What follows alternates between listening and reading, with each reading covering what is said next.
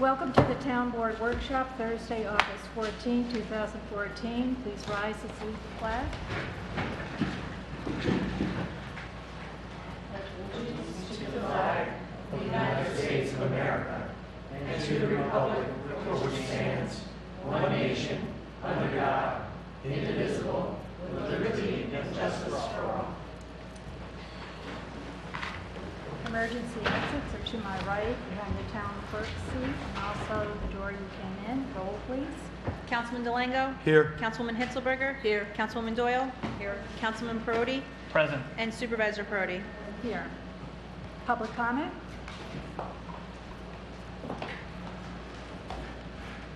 Mr. Uvard? Thank you. Good evening, Wayne Uvard. You have a very important option to discuss this evening. Do you want to change the present elected sole assessor to an appointed position? I believe the position should remain elected. Otherwise, you take away our voters' rights. While collecting signatures for my petition, 100% of the voters told me they wanted to see it remain an elected position.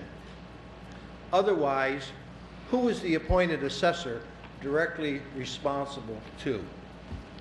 As I walk around town talking to residents, almost everyone is in favor of keeping it an elected position.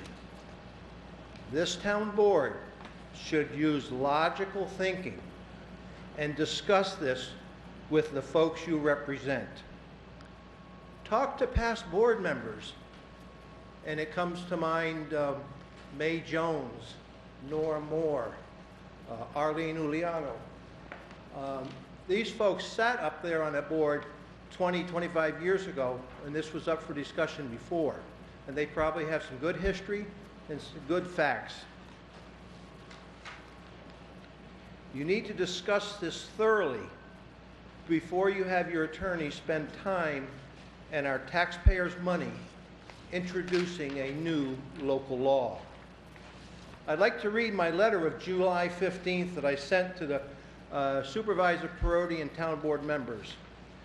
Please be advised I filed a designation petition for the office of Amenia Town Assessor with the Dutchess County Board of Elections. I believe the appointment of Catherine Johnson for a 3-month period was the correct course of action in May. I now offer my services as Town Assessor for the remainder of 2014. As soon as appointed or elected, I will start training with New York Assessors Association, New York Association of Towns, and New York Real Property. I will be on the ballot November 4th. No disrespect to anyone. You all have a very tough job, but you need the correct information to make a decision. To clear any misunderstanding, I suggest you go to the website www.tax.ny.gov. Review the qualifications for a sole elected and appointed assessor and look at the comparison chart that they've done for you. During my terms as councilman and supervisor, I have helped decide many certiorari proceedings. I reviewed our town assessment with Ron, and we lowered residential assessments 3% each year I was supervisor and kept the equalization rate at 100. It is now 105, and last Friday there was a meeting at 7 a.m., folks. 7 a.m. they had a meeting, and I asked the board, and they did. Which was advertised. It was advertised. And I asked the board, at that time the board members did not know that it was 105. This measurement means we are overassessed and certainly comes into play with our taxes, excuse me, especially county and school taxes. I'm very familiar with the Dutchess County Real Property parcel access and the GIS. I spoke with Eric Axelson, Director of Real Property, about the position and the mission statement. And I'd like to read the mission statement off their website. This is from Department of Finance, Real Property Tax Service Agency, 22 Market Street, Poughkeepsie. The mission statement, majority of functions of the Real Property Tax Service Agency are mandated by Article 15A of Real Property Tax. The agency's primary function is the production and maintenance of tax maps. Real Property Tax Service provides service to local assessors related to appraisals, sales, and revaluation projects. There's also assistance from the Association of Towns, Association of Assessors, and obviously other assessors here in Dutchess County that work together. I'm qualified, experienced, have common sense, I know our wonderful town, and I have the desire to do a great job. Also, I live 2 minutes away. I can accommodate everyone. Working folks, weekenders, out-of-towners. Now we only have coverage on Monday and Tuesday, and I don't think that's acceptable. Please, board, please research this, use logic, and review the election law and the public officer law. Discuss this as a board before you start introducing a new local law. Thank you for your time and your service. Is there any other public comment? Michael Chamberlain, you have 4. Greetings. My name is Michael Chamberlain, 17 Amenia Union Road in Amenia Union. First of all, thank you for your service. And second, I'd like to apologize if I'm covering some information that you already have or things that you're already considering. The general question of whether the Amenia Town Assessor should be an elective or an appointive position is an interesting and an important one. It's deserving of considerable thought and discussion as it raises significant issues for town residents and other stakeholders. Obviously, property valuation is a sensitive area, and changes in the nature of the town assessor position should not be made either lightly or without a solid town consensus in favor of doing so. Personally, I do see value in moving the position to as professional and nonpartisan status as possible. But that is a personal view that may or may not be shared by others, and one that misses the important question, I think, of the timing of any such change, if in fact such a change is desirable. Laying aside whether or not the change should be made, the more immediate issue is the extent to which the position can be changed from an elective one to an appointive one at the present time. My sense is that it is questionable as a legal matter that such a change can be made in the same year that this office is up for election. My understanding is that other towns have considered making such a change only after consulting with their legal counsel. Of course, the circumstances that Amenia finds itself in, there being a vacancy in the office now because of the unfortunate passing of Ron Gazzoli during the middle of his elected term, may or may not be identical to the issue as it has been faced by other towns, including those here in Dutchess County. But the principle should remain more or less the same. Changing an elective office to an appointive one during an election year is tantamount to changing the rules in the middle of the game. And in this case, any such change would necessarily be proposed to be made after the electoral process has already begun. A vacancy has been determined, and a candidacy has been declared. Qualifying petitions have been filed and approved, and the candidacy has been certified. Attempting to convert the town assessor office from elective to appointive at this time would interfere with the electoral process midstream and improperly disenfranchise the voting electorate. Whether this is legally permissible raises legal issues that should be considered carefully by the town board, as well as by other relevant authorities, before any actions are taken to make any such change. Respectfully submitted. Thank you. Lawrence Buckley. Mr. Buckley. Good evening. My name is Lawrence Buckley. I'm here tonight to support the comments the two men on the board made at the end of the last meeting. I moved from Wausau to Amenia in 1946. Excuse me. We had no zoning or planning board. We did have 3 new car dealerships, Oldsmobile, Pontiac, and Chrysler. If you wanted a Ford, you had to go all the way to Wausau. We had 3 grocery stores, 2 barber shops, 3 hotels, 5 and dime store, a pool hall, a movie theater, 2 department stores, 1 on each side of the post office. We had a bicycle shop, 8 taverns, 2 doctor's offices, a hardware store, an ice cream store, a beauty parlor. You even had a funeral home in Amenia, not Wausau. So Victoria, we voted for you to run the town, not the other 2 boards. Watching on TV, it looks to me like the other 2 boards are running the town, and you wonder why they're doing it for free when 1 night a month for 7 years, they're doing it for free. Why? I say all you need is 1 code enforcement officer, and then some of the 31 businesses that I just named may come back to Amenia. You may ask, where can we put them? Well, I met with the head of the county planning department in Poughkeepsie a number of years ago, and he said Amenia has one of the best places in the county for to put a whatever. But anyways, right behind the post office. The lot goes all the way to the firehouse. It's right in town, and that's where we should put all new stores, if we get any, if somebody will come here. Thank you for your time. Mr. Collins?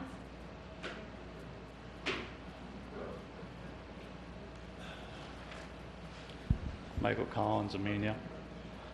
Excuse me. I spoke during public comment of last month's town board meeting. Then went home and had dinner, and after dinner, while the TV was still on, I overheard the town board comments. For a moment, I thought I was watching the Comedy Channel. You started it, Mike, and you did a lot of talking, but you said little. You repeatedly said that we were a small town and that there's gonna be conflicts of interest. Like everyone else, I realize it's a small town, but I would like to think that board members have enough intelligence or integrity to avoid conflicts of interest. You said, show me how he benefited or gained financially. Instead, I will read to you the Code of Ethics 15-6A.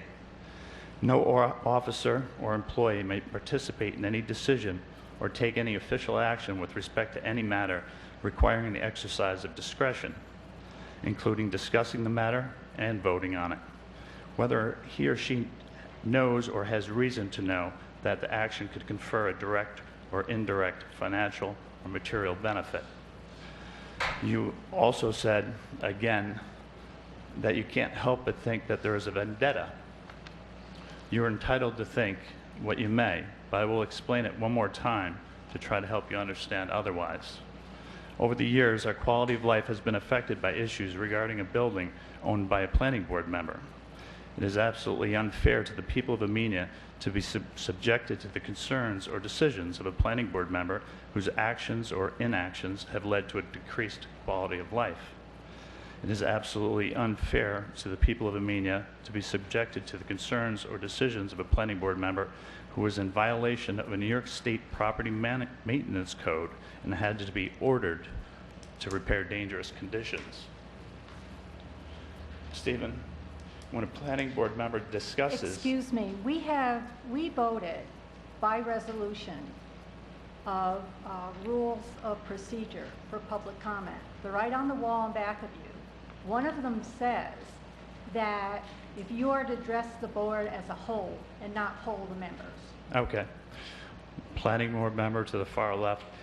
If any planning board member discusses any proposed matter as potential to influence other board members, discussing what can be viewed as a conflict of interest, but abstaining from voting is still a conflict of interest. Vicky, you turned it from a comedy into a cartoon with your finger-pointing drivel. You stated that you have to use facts. You cannot bring frivolous charges about local officials that are not documented. Hello? Again, I provided you with the information and documentation obtained from the town.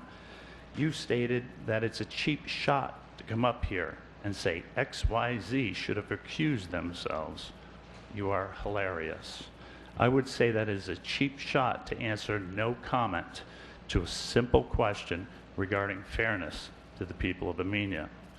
Not only a very cheap shot, but disrespectful to every citizen of Amenia. You also stated that you wonder why people don't step forward to serve. Well, I did step forward, and I applied for a position on the planning board. It was the day before the deadline, and I was told that I was the only one who applied. Somehow, you had another applicant on the final day, and to my good fortune, accepted him. Then we have the supervisor, who was willing to make asinine and slanderous statements at the cost of the taxpayer.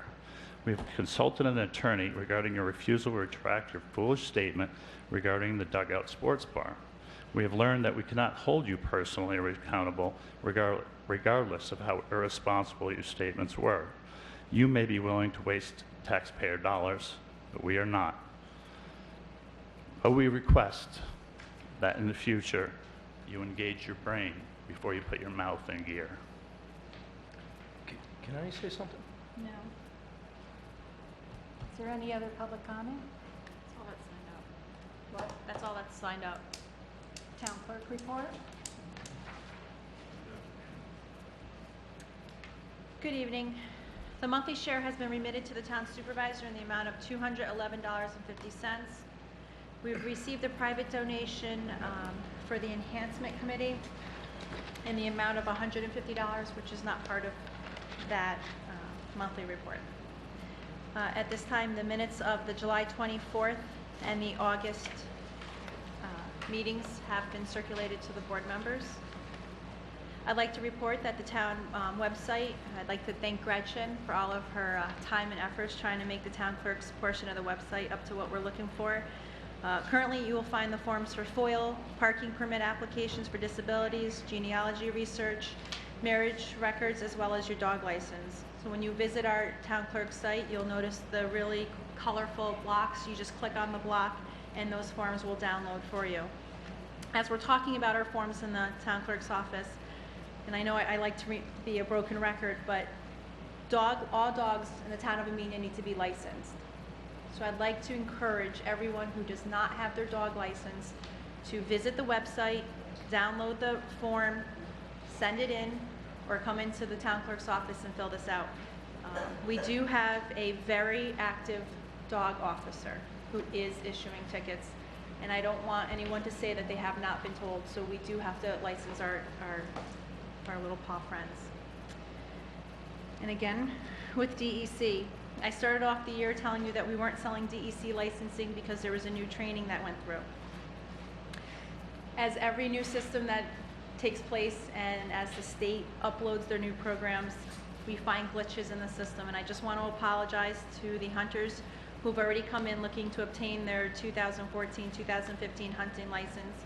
I'm asking everyone to please be patient with the state of New York as they fix these glitches. I would encourage you to visit the website, www.dec.ny.gov. If you apply online, they will send you your documents through the mail. Currently in Dutchess County, none of the clerks are able to print. So, but I mean, I welcome the phone call to call me that morning, and I can tell you if this system is up or not. Last week I attended a meeting down in Brewster at the NYSEG location. We toured the facility and we were presented with their emergency plan. We participated in a table talk and it was found to be very informative. We gave input and we shared our concerns as local officials.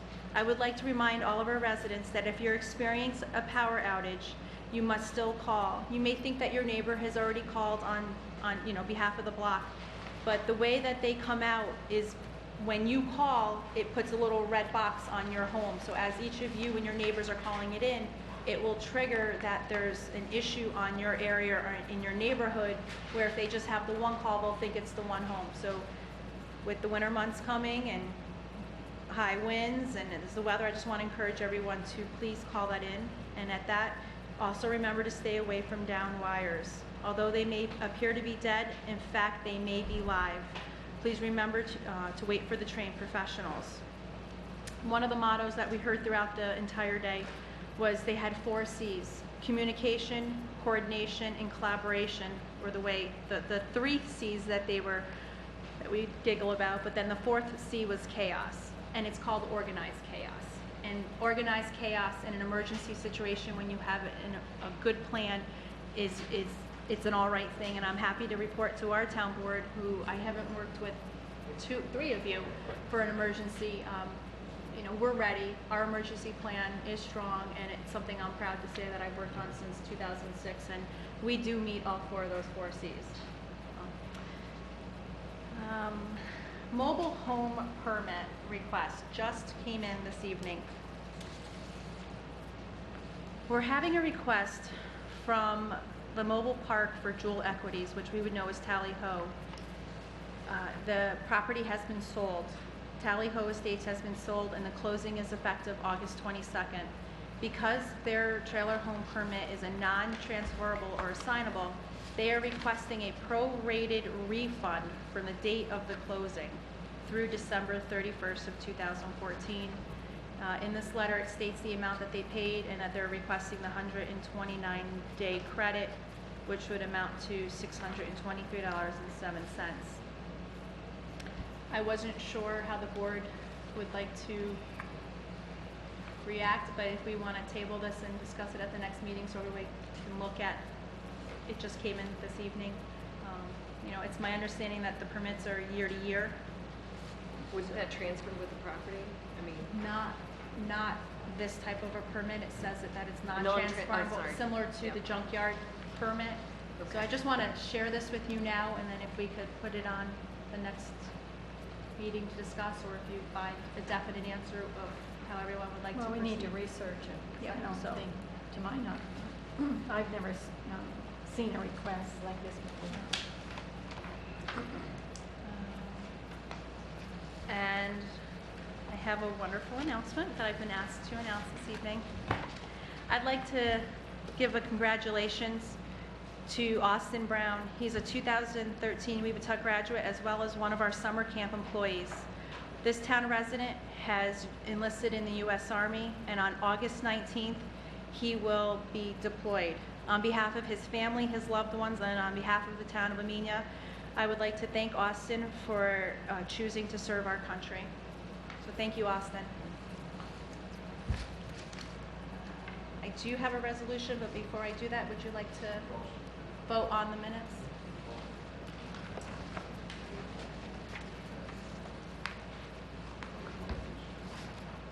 There were 2 versions that were circulated.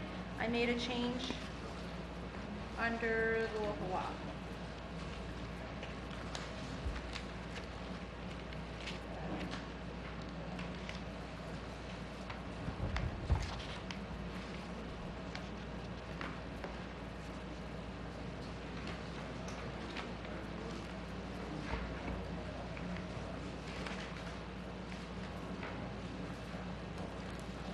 Has everyone read the minutes?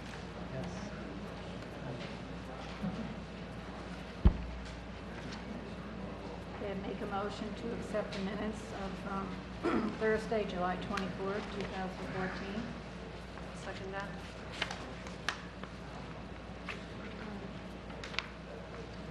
All in favor?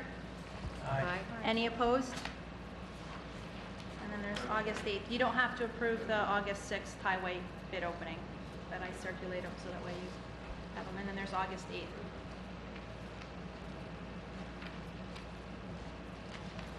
So is everyone fine with August 8th? Make a motion to accept the minutes of August 8th, 2014. I'll second that. All in favor? Aye. Any opposed? Okay,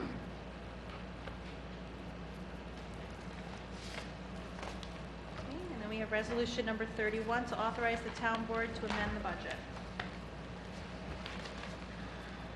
Whereas the town board has the authority to transfer funds when necessary or unanticipated to amend the budget, whereas budget amendment to increase revenue line item number 2002.01 summer rec fees and increase expense line number 71504.1.32, special rec facilities, CE instructors by $1,000 to allocate funds from revenue to expense for grant and donation received for the dance program. Whereas budget amendment to increase revenue line item number 2010.01, senior trip fees, and increase expense line item 67724.1.87, programs for the aging, CE, senior trips by $1,327 to allocate funds from revenue to expense for trips paid for by the seniors. Whereas budget amendment to decrease expense line item 19004.1.49, contingency, and increase expense line item 13104.1.4, Director of Finance, CE 71504.1.32 by $10,000 to allocate unanticipated funds for accounting services. Whereas budget amendment to increase expense line number 40204.4, Registrar of Vital Statistics, CE, and decrease revenue line item number 40201.1, Registrar of Vital Statistics, Personal Service by $1,000 for proper classification of reimbursement for Registrar of Vital Record Services. Whereas budget amendment to increase revenue line item number 3890.01.001 OPR HP grant sidewalk and increase expense line item 71104.1.143 Amenia Park, CE Main Street by $556.43 to allocate funds for a 2015 grant application prepared by Morris Associates. It is further resolved that this resolution shall become effective immediately, and I make that motion. Discussion? Okay, discussion. We After the second, we can discuss. Is I'll there a second it. Okay, now discussion. The $10,000 to allocate unanticipated funds. What's that? For the accounting? Yeah. Well, because we had Cedar and Company come in and get all the information together for the AUD, and also had them go through all the cash accounts. And That total amount is 10,000, or you're putting extra in I'm case putting they? in extra because for the rest of the year, because they'll be coming again in September to go over our lines. So it cost us like $5,000 for the AUD in the first review, and it'll cost another $5,000 for the second review? Yes, because there were a lot of problems in accounting, and a lot of things that should have been done for the controller's office that hadn't been done. And so we've been using CDOR to tell us, to give us guidance on how to do this. We've also had to make accruals for 2012 and 2013. So they're helping us clean up all the accounts and put processes in place so that going forward, we can just go ahead and take care of what we need to take care of, including part of that was a spreadsheet for the justice accounts that we needed to vote on starting every year.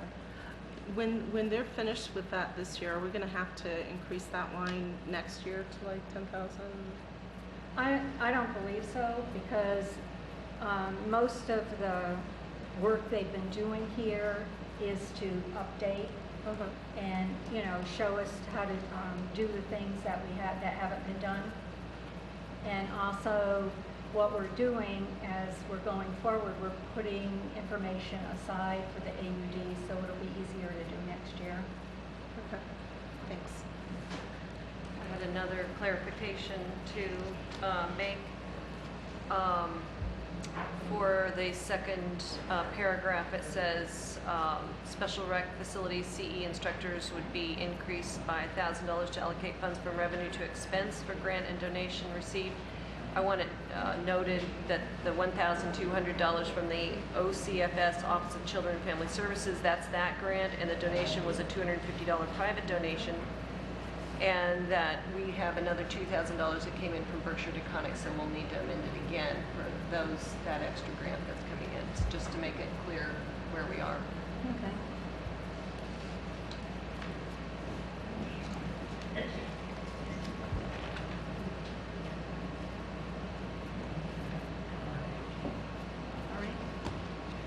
Is there any more discussion?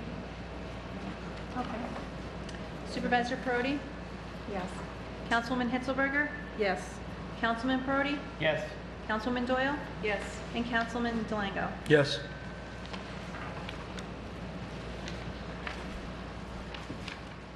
that the end of the town clerk's report? That's all I have. The other resolutions on the agenda. Highway Department?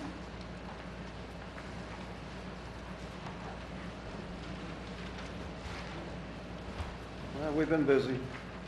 We're still working on the drainage on Tower Hill Road. We do it whenever we have a chance. We did some blacktopping here Tuesday.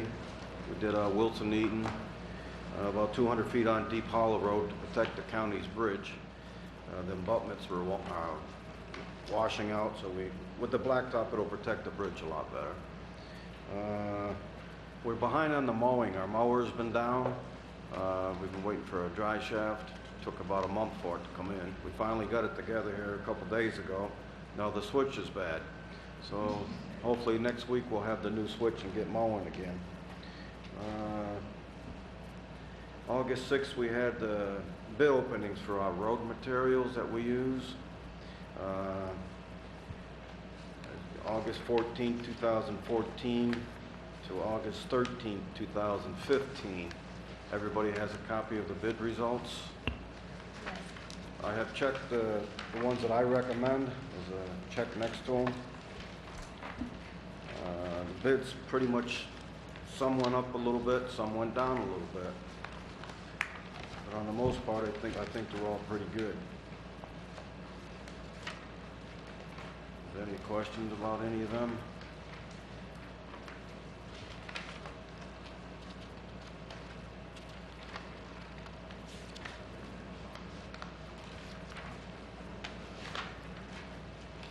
So in all cases, you recommended the low bid. Right, all except for one. The item 4, Yeah. we wanted the blue item 4 from Calaruso, so it's a quarter more a ton. It compacts a lot better, doesn't wash away as quick. So it's a better product. A better Yes, product. yeah. What we didn't get bids on this year was a tree work, the sweeping, and any concrete.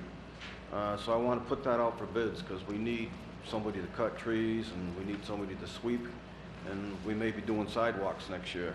And it's easier to get the yearly bid in instead of these 3 price quotes all the time. You're proposing sweeping the sidewalks? When No, you the say roads. doing the sidewalks, what does that mean? Now, sweeping the roads in springtime, Yeah, we're gonna have to run a sweeper. yeah, We usually get bids for it, okay. but this year it came in a day after the bid. And trees and sweeping? The and trees, what he was the forgot other to one? bid. What was the other, was there a third one? Trees, sweeping, and concrete. Okay. So you need to bid those out again. Yes. And hopefully we'll have the results by September's meeting.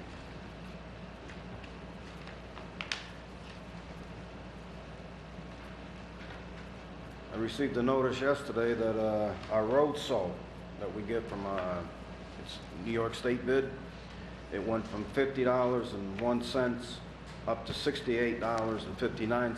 That's a 29 or 27% increase. 27% that went up. And, there's nothing we can do about it. But we've reduced our salt usage because you got that new equipment on the back of your truck Right, that right. senses how much salt goes on, The right? computer, right? Yeah. But last year we used more salt because of the weather. Well, the weather was an exception, right? Right. But all things, other things being equal, we should hopefully not Right. see an increase. Are you worried about the amount of money you have for that, Stanley? No, I'm not worried about it. We can work it out. Just have to watch it a little bit closer. Well, thank you for doing the paving and increasing our parking area in the front. It's a huge improvement. Yeah, we'll stripe it as soon as we get a chance. Paint the lines. Yeah. I wanted to thank you especially for doing the cleanup work for all of the brush and between the automotive Right. door and the bank. Really, really, really appreciate it. Yeah, it looks a lot better. Yeah, I think so. And plants will go in there and they'll look pretty. They should be trimmed up a little bit more, but we didn't want to trim them because we thought they were going to come out. Yeah. Well, we'll do some of that work by hand. Victoria said the seat's going back in a week or so. So once that goes back in, we'll be out there working on the plants again. We didn't see any poison ivy. That's good news. Anything else? I know you're getting town board compliments, but I just want to let you know, if Judy didn't already come down and tell you, customers are coming in and complimenting the town of Amenia Highway on the wonderful job that they're doing. And she happens to deliver mail up and down Tower Hill, and she says the work that you guys do is just fabulous, and she had no problem delivering the mail, especially with the recent rains. And she, everyone's doing a great job. We're putting in under drains. We're going down like 36 inches, and we're hitting water up there. So in the springtime, that's why the roads are so muddy. And it's all beautiful bank run. Just the water squirts right up through it. And hopefully the drains help.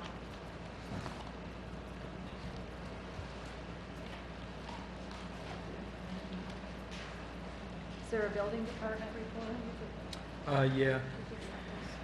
Building department report, more abandoned properties are requiring lawn and brush maintenance. 7 Dunn Road, 218 Old Route 22, 5120 Route 22, and 24 Mountain View Road. Notice of violations have been sent out for compliance. No response for anybody. We're requesting that the town maintain the properties and send the bills. From the person who got the original bid? Yes, yes. And that's it. Can you forward a copy of the building report to the board? Yes. Thank you. And the clerk? And the clerk.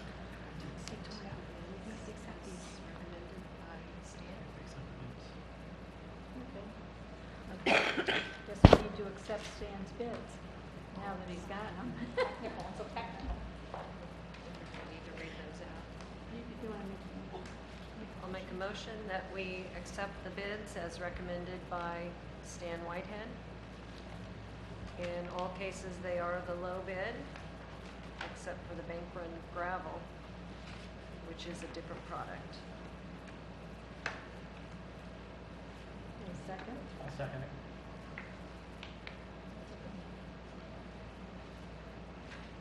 Councilman Delango? Yes. Councilwoman Hitzelberger? Yes. Councilwoman Doyle? Yes. Councilman Brody? Yes. And Supervisor Brody? Yes. Is there a water district report? We did have, we had a water meeting last night about the water loss. There is going to be another session set up. There was a discussion, there's 2 laws that they, that they want to combine into one before it gets forwarded to us as a town board. So within the next week or 2 weeks, they are going to be working on that. I am sitting down with that.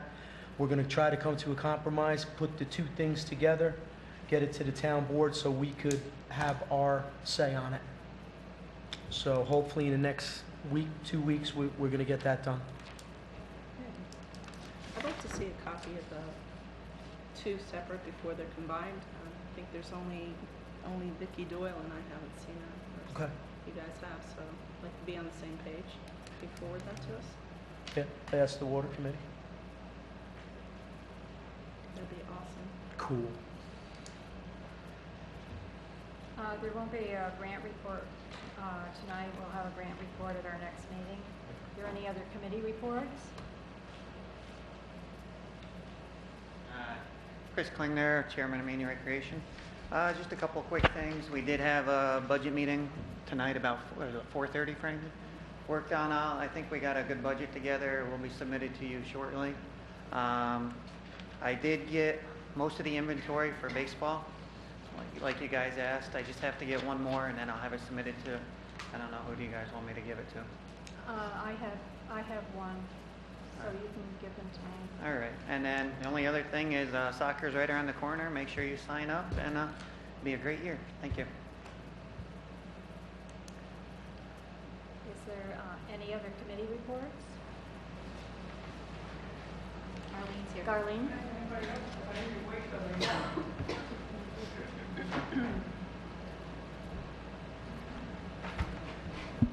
Arlene Giuliano, town historian. Just to give you a few ideas of what I've been doing and what's upcoming in some places in the county. In July 15th, I did go out to the 30th anniversary of Dutchess County Tourism. As a matter of fact, I remember when that all started. I think I was on the board at that time when that really got going. There was a charge, but I'm not charging the town for it.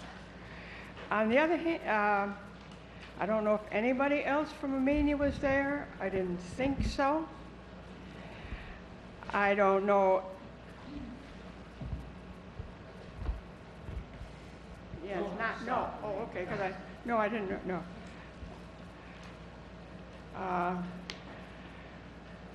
I think it would have been nice if somebody else from Amenia was there. It was at the Culinary Institute. Not that I could eat there. They just had snacks.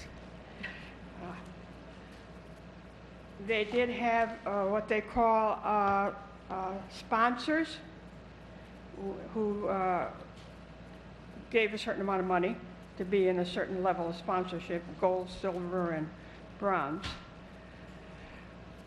And they had the displays on the walls showing who sponsored. In other words, come up on the screen. I don't know if anybody in Amenia was a sponsor.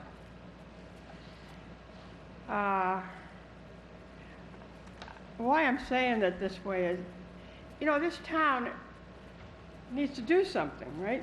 You're spending a lot of money on decorating the place, you know, improving the looks of it from what you think it needs to be. But are we doing anything to advertise ourselves? Really? I don't know how this board feels about tourism.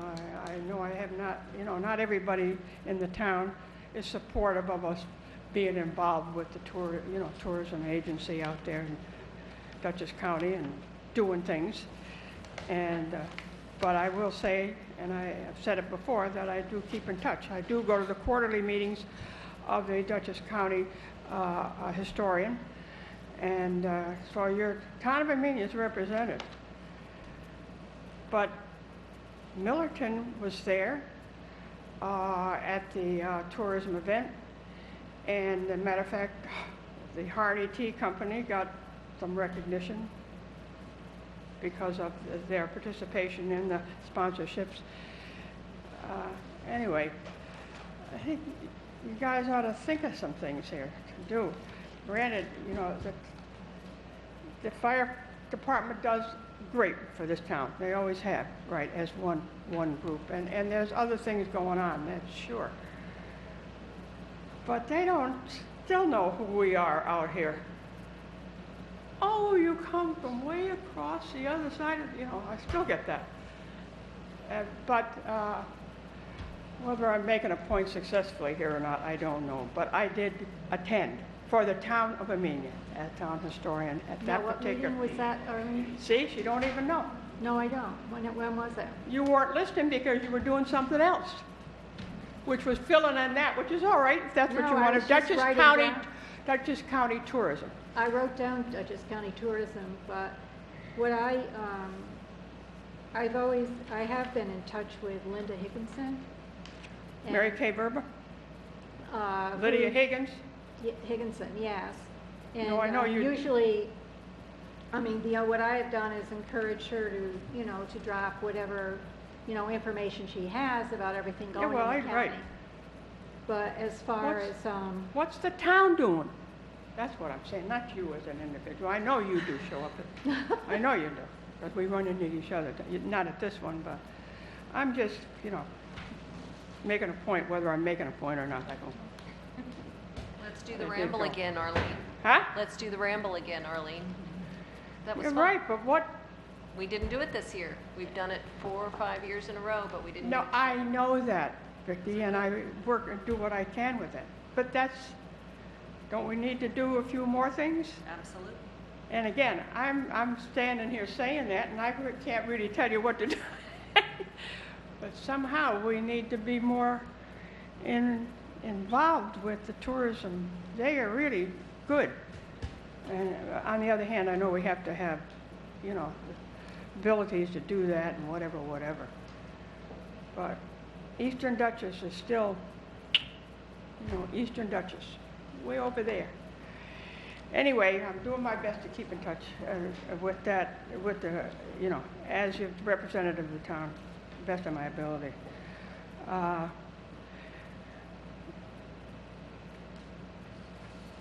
There's some upcoming events,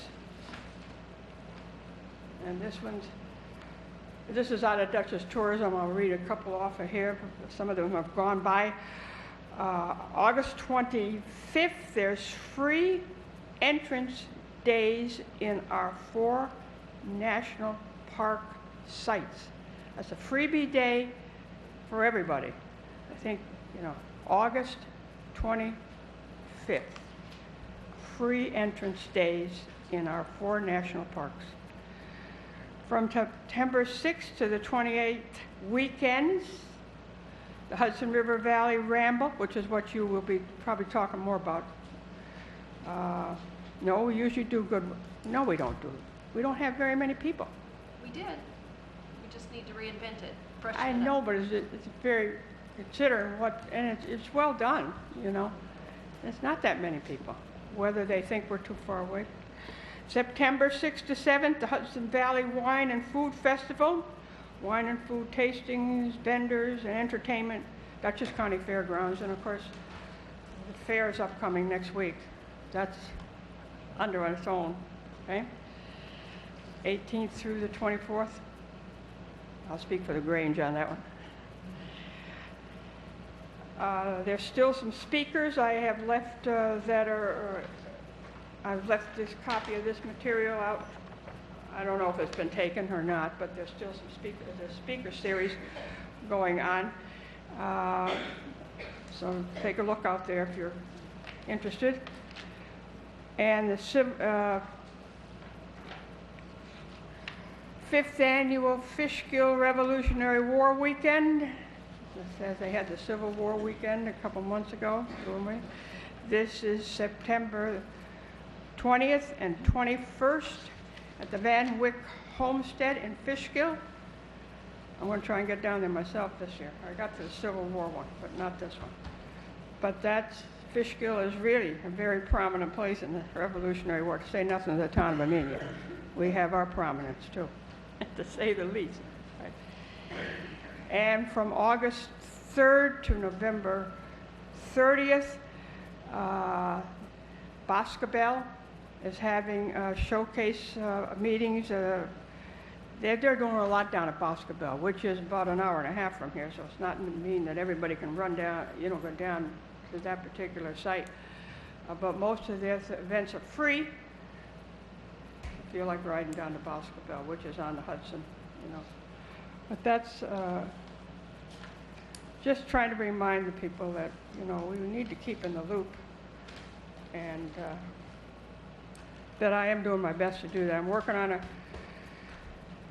a grant for a historic marker sign at the Steelworks. That's a Revolutionary War time period, and that's tough to identify from original sources, but I'm doing the best I can. And the wording ultimately on these historic site markers, it depends on what you proved, absolutely proved. So sometimes they say, what? There's a word, but that's the way it is. But I'm working with the Pomeroy Foundation. This is the group that I worked with before, and got this the marker down at the kilns. That just happens to be, you know.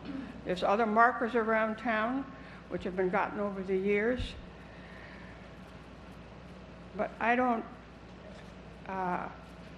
there's 5, 6, 7, 8, maybe a dozen of those markers.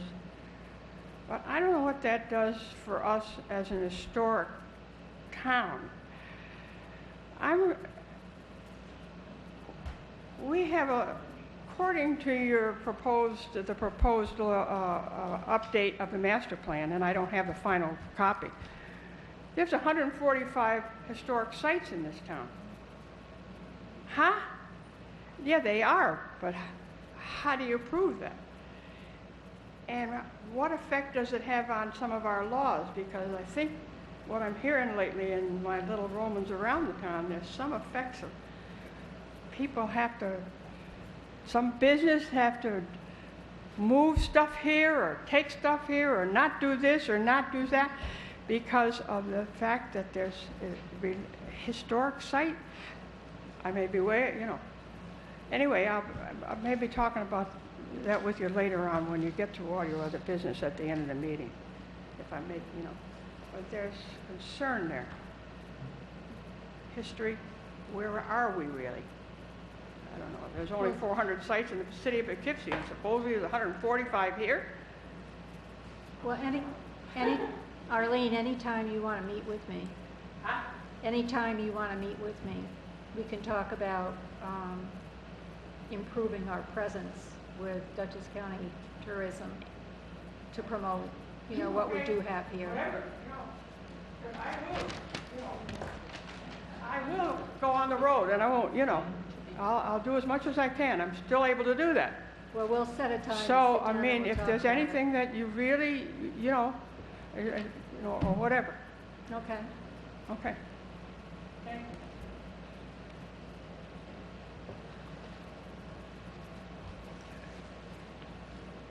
Okay, the acting assessor appointment. As you know, that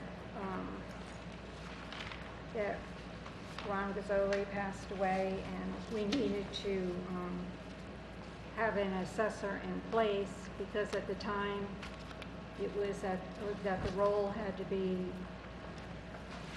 put online, and also we had grievance day coming up. So I had extended conversations with Eric Exelson from the Dutchess County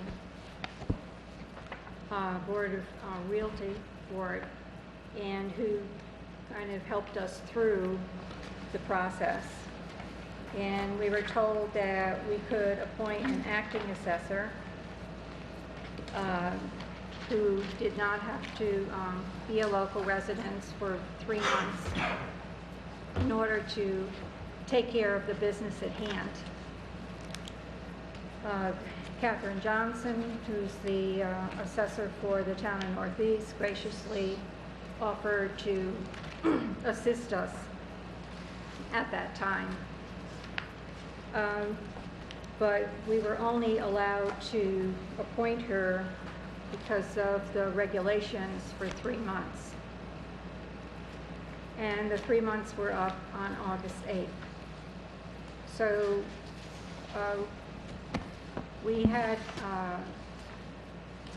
choices, and we had to make a decision about who would be the most knowledgeable and experienced person to bring us through the next few months. For those people who aren't familiar with who is the assessor and what the assessor does, the assessor is a local government official who estimates the value of real property within a city, town, or village boundaries.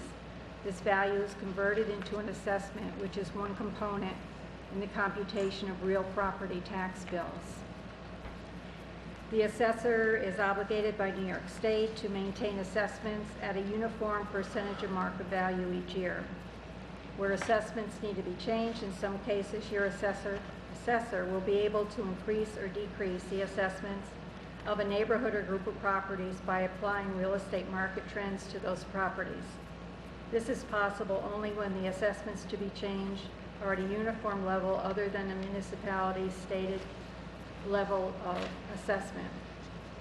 Once the assessor estimates the market value of a property, its assessment is calculated. The New York State law provides that all property within a municipality be assessed at a uniform percent of market value. The level of assessment can be 5%, 20%, 50%, or any fraction up to 100%. The assessor performs many other administrative functions, such as inspecting new construction and major improvements to existing structure.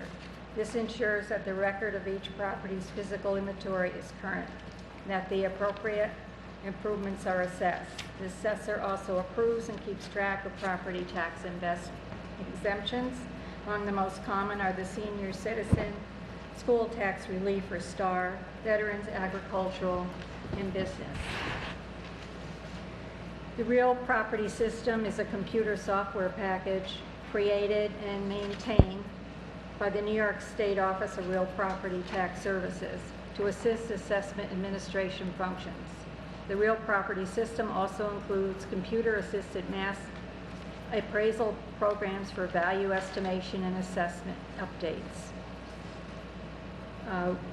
Assessors are required to file an annual report on assessment changes and also equalize property assessments to a common full market value in each community. When we looked at what was before us, namely that we have two issues. We have several tax certification cases where the town has received notice that groups of residents are challenging their assessments. We feel that it's important to have an experienced and knowledgeable person to look at the assessments and advise the attorney about how the town of Amenia will justify the current assessments. The other issue we have is the equalization rate is 105% and should not be any higher than 100. This means that when the state did a market analysis of this area, it found that market values had dropped. In order to correct this, we need a knowledgeable assessor to do a full analysis of neighborhoods and market analysis, and as a result of that study, make conclusions to get us back to 100%.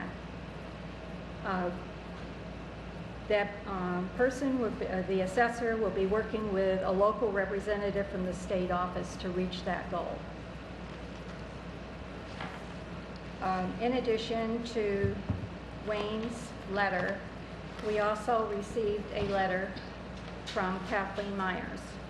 Dear Supervisor Perotti, I have attached my New York State Assessor certification as well as a resume of my experience in real property tax and assessment administration.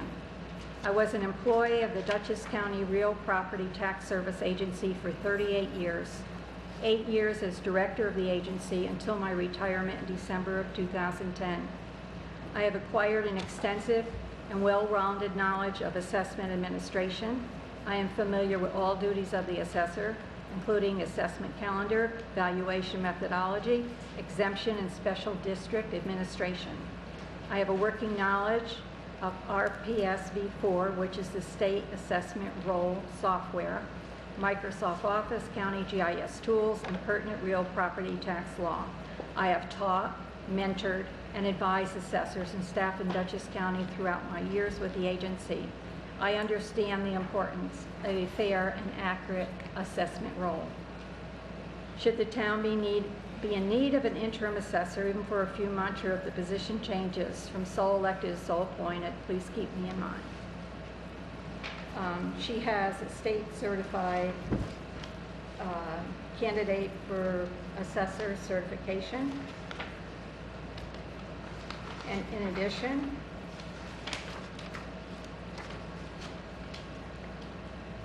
from 2003 to 2010, she was the County Director of Real Property Tax Services. She was appointed by the county executive and the county legislature.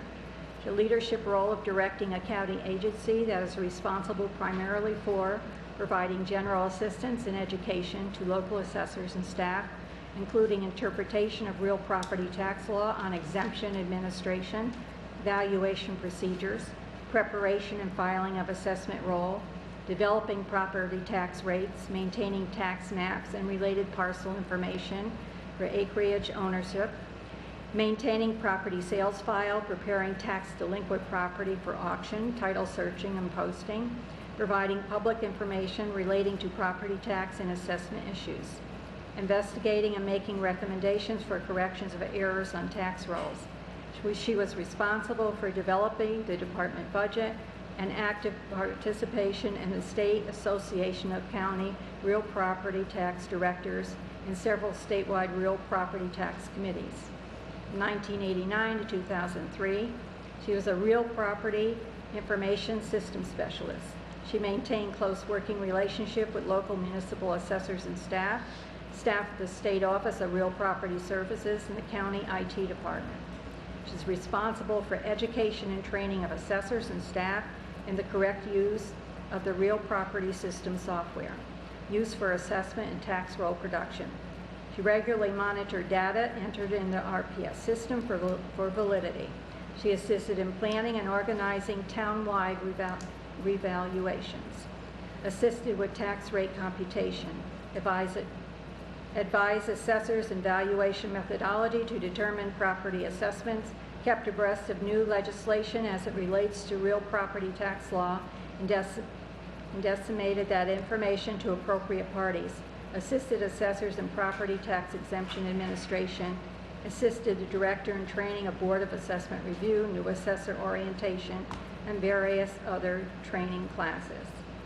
Because of her extensive experience and knowledge in the assessor field, we felt that she should be appointed acting assessor for the last 3 months in order to get us through the issues that we have with the valuation and also with the multitude of tax cert cases that we have. And that is why we made our decision based on her extensive knowledge and experience. And it should also be noted that she was the only assessor presented to the board for consideration for the position. She was the only one that sent an application at the time. Excuse me, did you advertise? No, we were told we did not have to advertise, and that by Eric Axelson. I would also mention that those certorial cases are worth millions to Amenia taxpayers. It's important to have the best possible experts on hand to defend our tax rolls. If we look like we are new or unsure, the attorney, as far as I am concerned, needs to rely upon the expertise of the person who accompanies those cases and sees them through. That has a huge impact on every one of our taxes.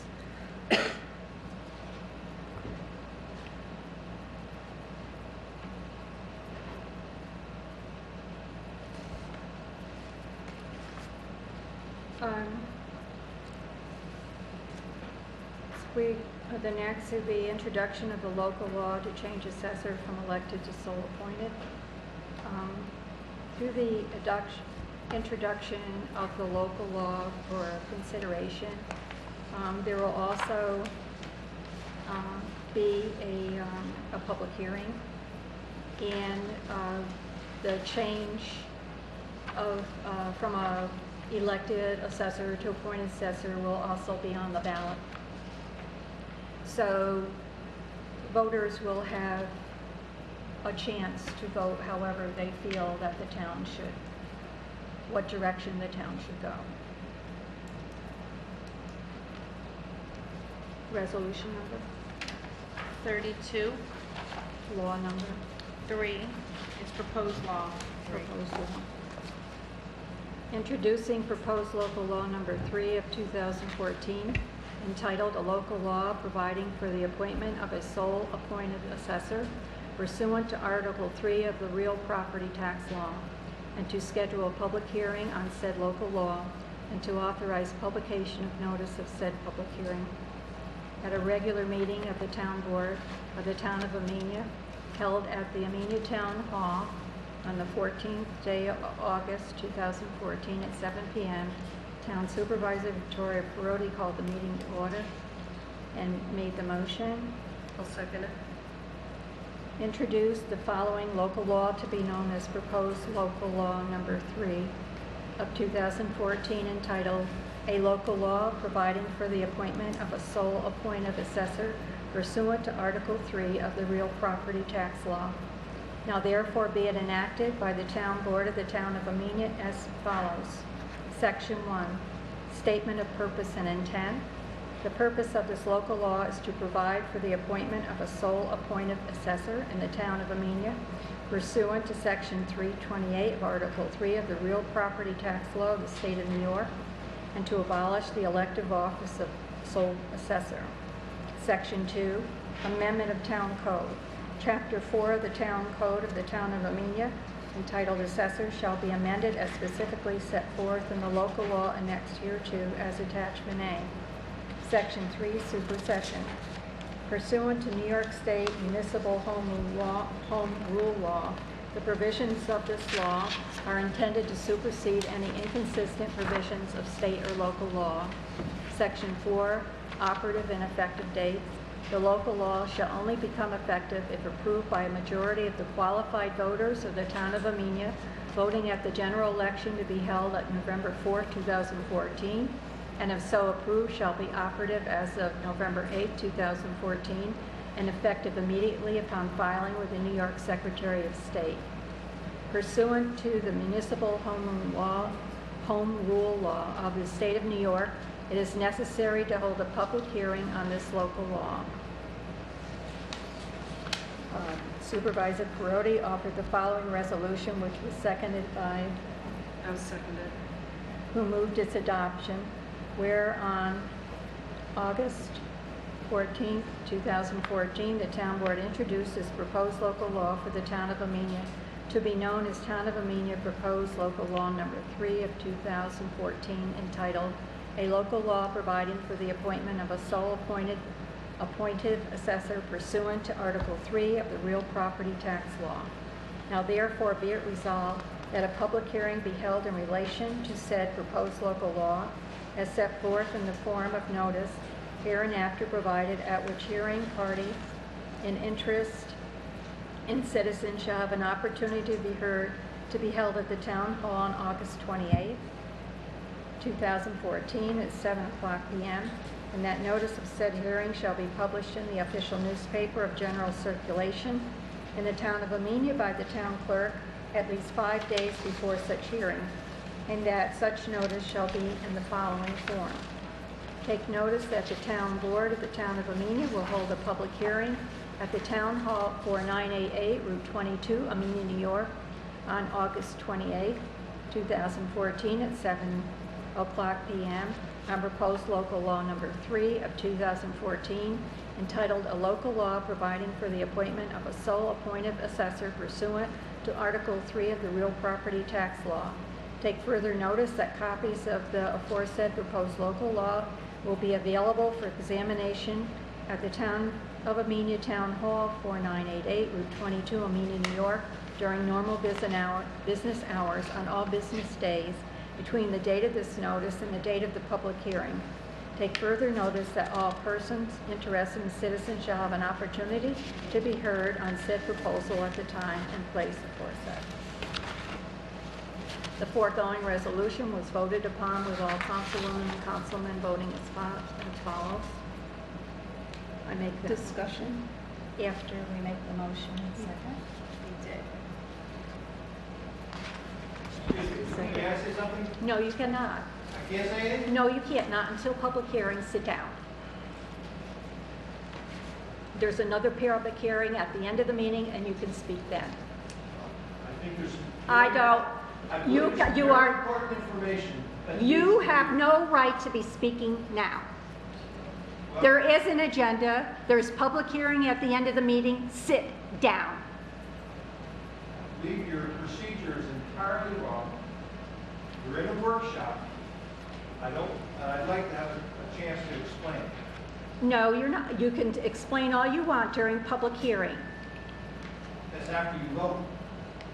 Yes? I believe there's some important information that the board should have, especially pertaining to election law and public officer law. So Supervisor Perotti, Yes. Councilwoman Doyle, Yes. We asked for discussion. Okay, discussion. First, I'd like, Wayne, if you could let us know what the issue is that you have? Thank you. Number one, and I'd like this in the minutes, this is a town board workshop, okay? Workshop. I don't believe that this introduction to a local law has been discussed at any other meeting, to my knowledge. And I don't believe that's the proper procedure to just all of a sudden introduce this local law without prior discussion. And as I stated in my earlier first public comments, I really believe this board needs to review this seriously. And folks, this is a very important decision. You really need, and I believe you need your attorney to review election law and public officer law. That's very, very important, She that you already follow has. proper procedure. Thank you. She already has. Okay, thank you. I'd like to know. And then I'd also like to say that I don't care if the appointed assessor has to have more credentials. If you want the elected assessor to have more credentials, then push for that at the state level and at our local level. Don't take away our right to vote. If you take away our elected assessor, this is literally taxation without representation. I want my town assessor to know they have to answer to the people directly. Pass a resolution that we cannot change an elected position without a referendum, and the referendum must have 6 months' notice so the town has a chance to get engaged in the issue. And I believe it should be passed by a supermajority.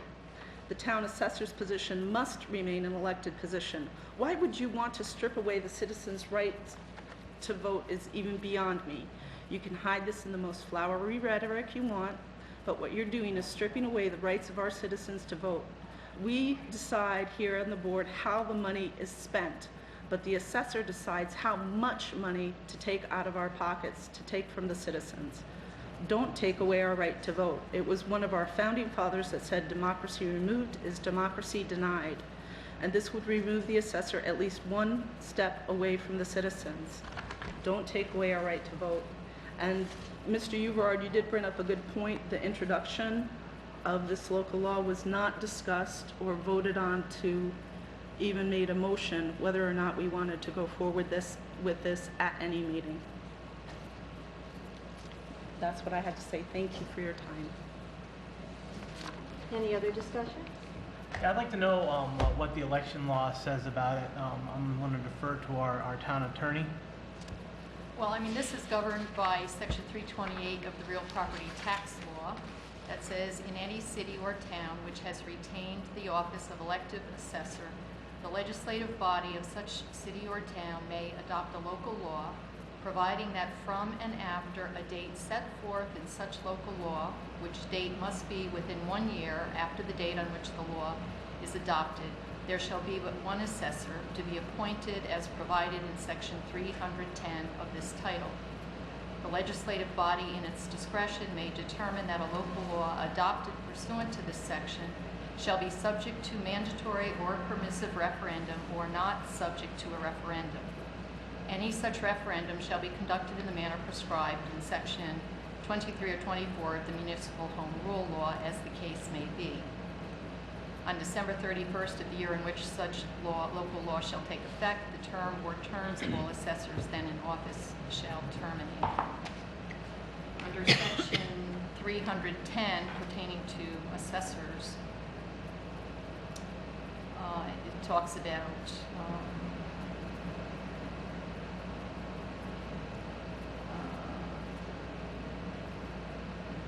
each local government to which this title applies, which has the power to assess real property for purposes of taxation, shall have one assessor. An appointed assessor shall be appointed by the legislative body of the local government, except that in a local government where department heads and other local officers are appointed by the chief executive officer, such as assessor shall be appointed by such officer. Any resident of the state otherwise eligible for appointment as assessor may be appointed assessor. An assessor may be employed by the local government in any other position not incompatible with the office of assessor.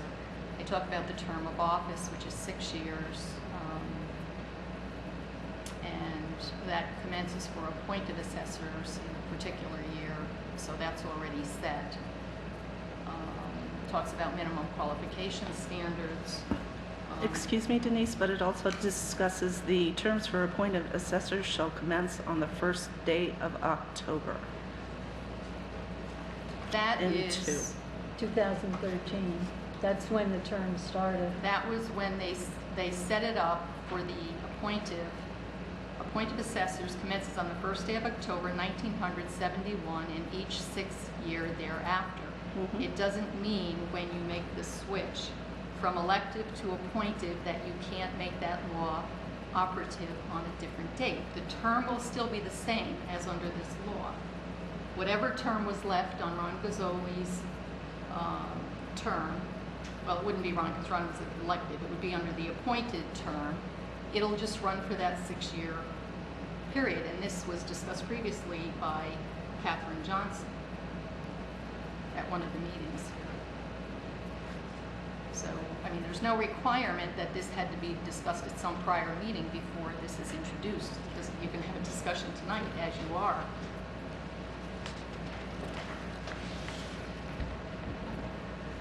Would you like to say something, Mike, as long as Wayne did? I guess you can. I'm sorry? Would you like to say something?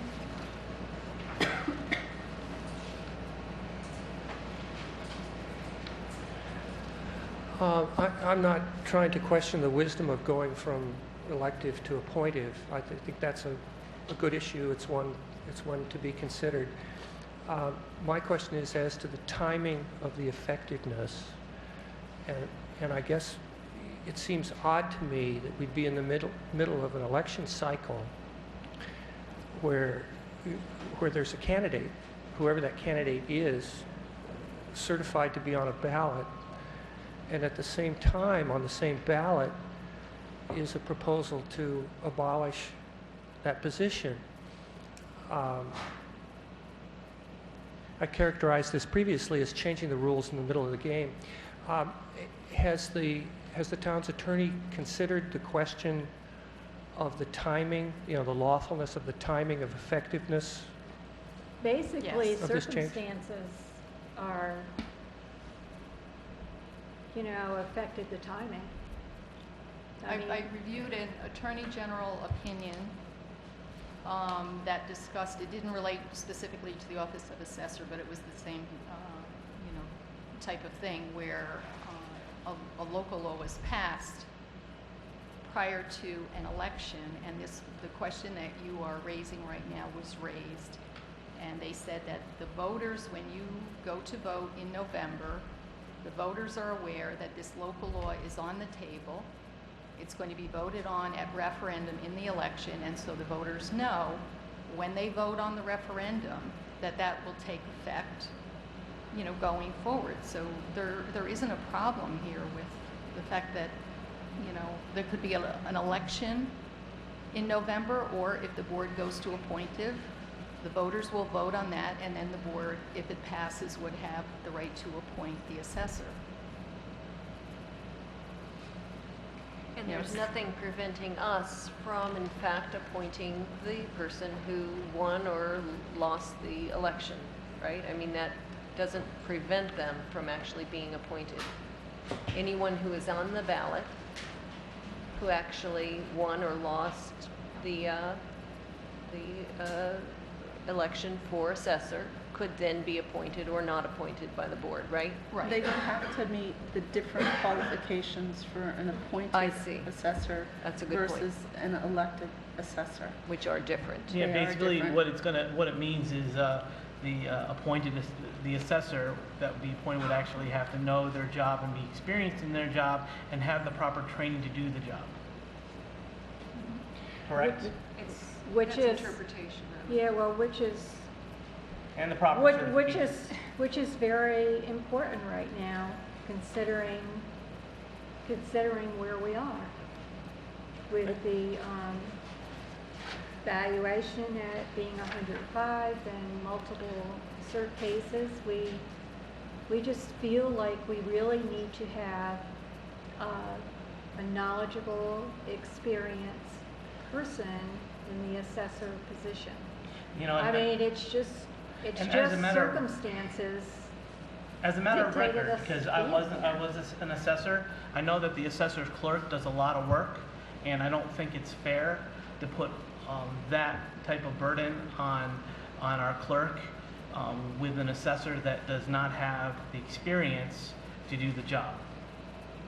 Especially, you know, and being I was an assessor and I did go and get the certification.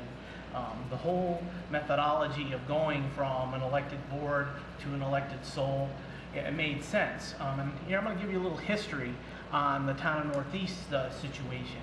That was an elected position. We had an elected assessor, his name is John Barrett, and he decided to step down, finally retire, and nobody wanted the position. So somebody actually went and asked Katherine Johnson if she's a mathematician, if she would be willing to run for that position and get trained for it. She is the only person that ran for that position.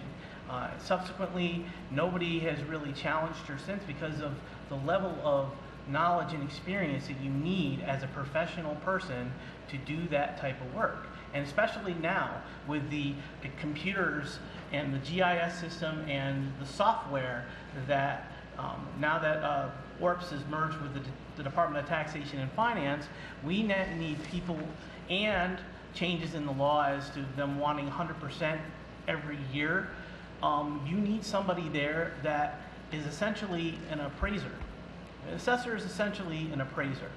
And you need somebody in that position. It's a professional position that requires someone with knowledge and experience in order to do the job. And that's just my, you know, at one time I was on the other side of the fence with it.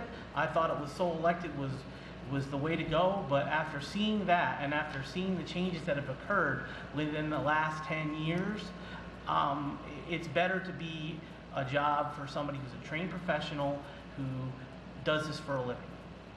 And also, Catherine told us it took her, what, about 6 years to get all the training, because all the trainings, it isn't like you can just go next month and take one training and 6 months later there's another one. They're like all over the place. I mean, you know, they're kind of at odd times. And we just, all we're trying to do is what's best for the town. And we just feel that having a knowledgeable, experienced person as an assessor where we are right now is what we need to do. And I'd like to thank Councilman Perotti for his history lesson of the town of Northeast, and then go ahead and point out, which is also a neighboring town going ahead within the and region. point out that the state does offer extensive training and support to incoming assessors, and they have 3 years to get their training, and the training that is required for elected assessors is absolutely doable within that time frame according to the scheduling on the state website. If I may, I would like to just finish my comment. It's a short one. I spoke today with the Board of Elections for Dutchess County, and while they were not trying to give a legal opinion, and I'm not trying to correct, to contradict you, they referred me to a case that came up in the town of Hyde Park, where a similar situation apparently arose, and they consulted with their counsel, and an opinion was given that the change could not be made during the election year. I don't know if that's because of a contradiction with the law that you cited, Madam, or whether the circumstances were different. But I think a change of this kind should probably be made in consultation with the Board of Elections. If there have been similar circumstances in other towns in which contradictory opinions have been given, I just think it would be prudent. I would hate to see the town make a mistake here.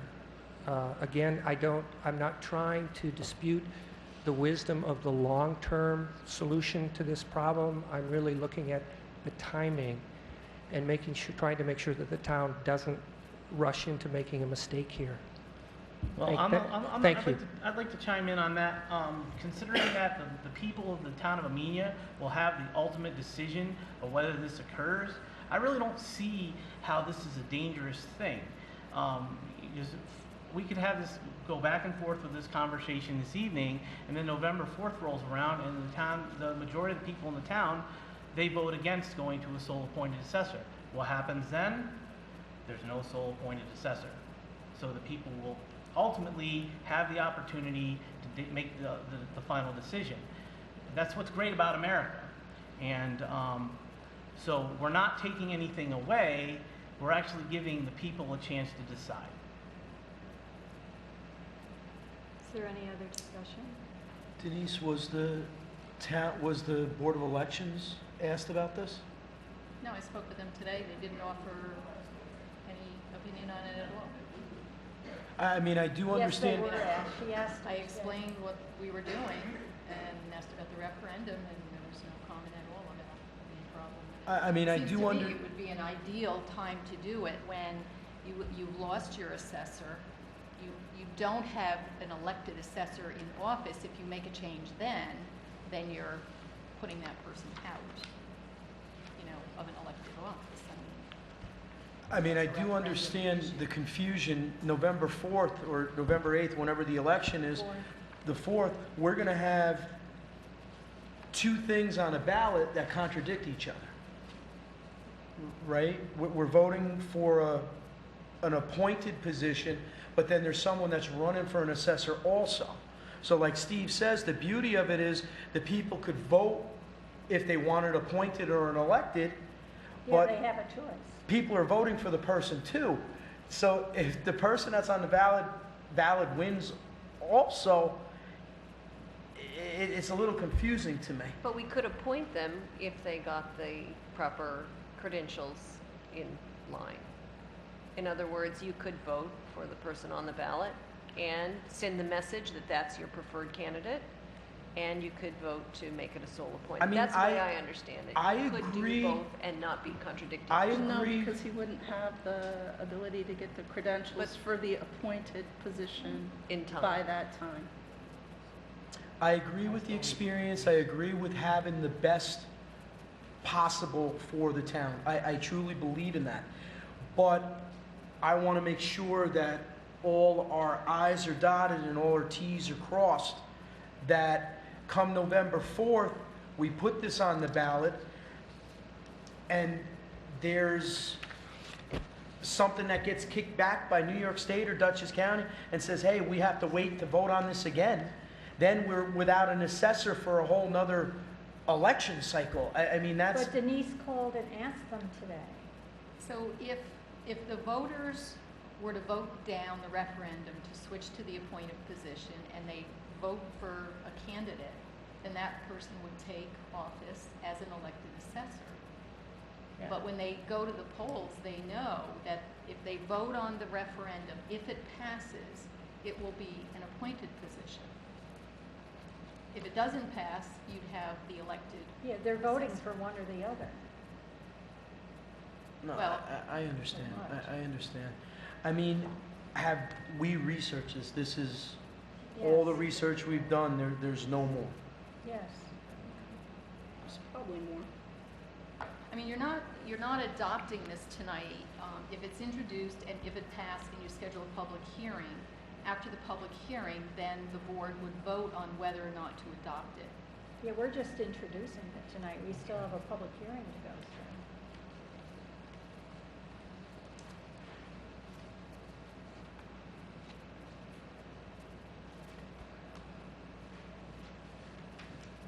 through. Supervisor Prodi? Yes. Councilwoman Doyle? Yes. Councilman Hitzelberger? No. Councilman Prodi? Yes. Councilman Delango? Yes, I want to hear what the people have to say.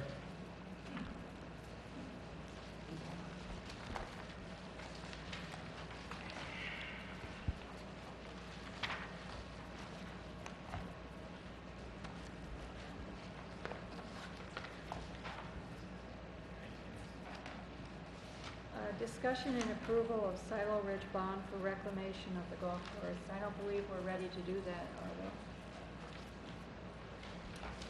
Well, we can discuss it. I'll just grab the red line version.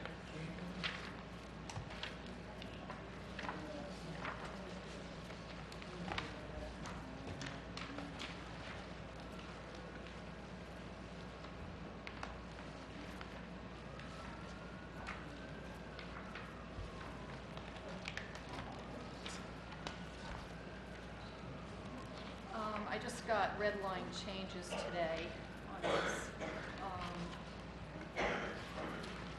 It's a security and license agreement between Silo Ridge Ventures LLC and the town of Amenia. It recites the prior procedure that's gone on before the planning board. And it refers to back in 2005, the Higher Ground Country Club had proposed a development of a resort community on the 670 acres.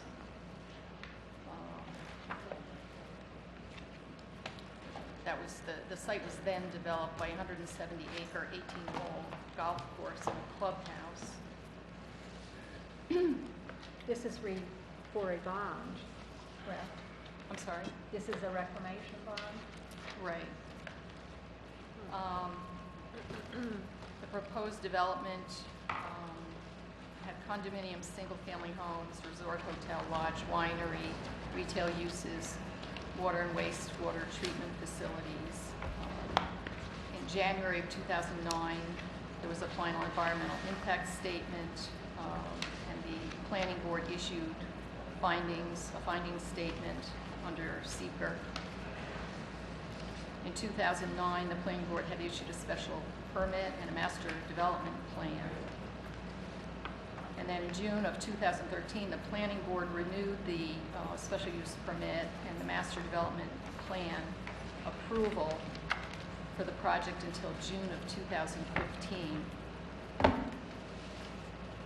Back in November of 2013 and February of 2014, the applicant, which is the Silo Ridge Ventures LLC, sent letters to the planning board explaining plans to renovate the existing golf course that was on the site and to conduct related work in accordance with the previously issued special use permit and master development plan approval.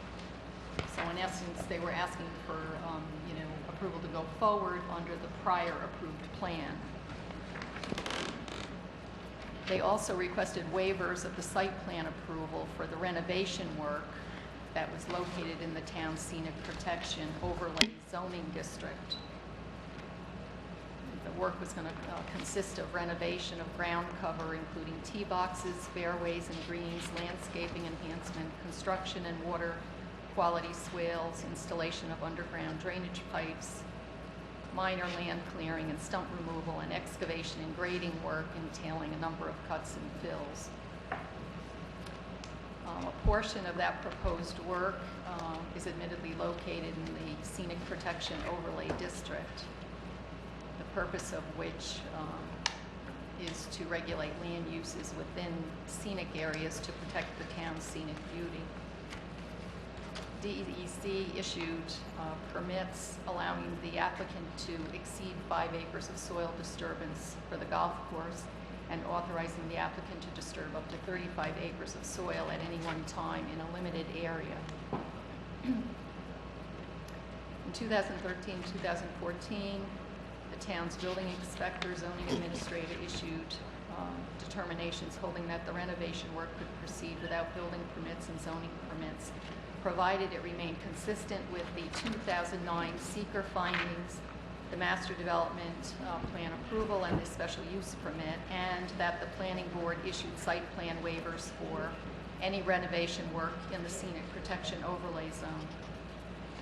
And the town code requires site plan approval for any fill or excavation work in excess of 5,000 square feet in the scenic protection overlay district within a 1-year period of time in a location that is visible from a publicly accessible place.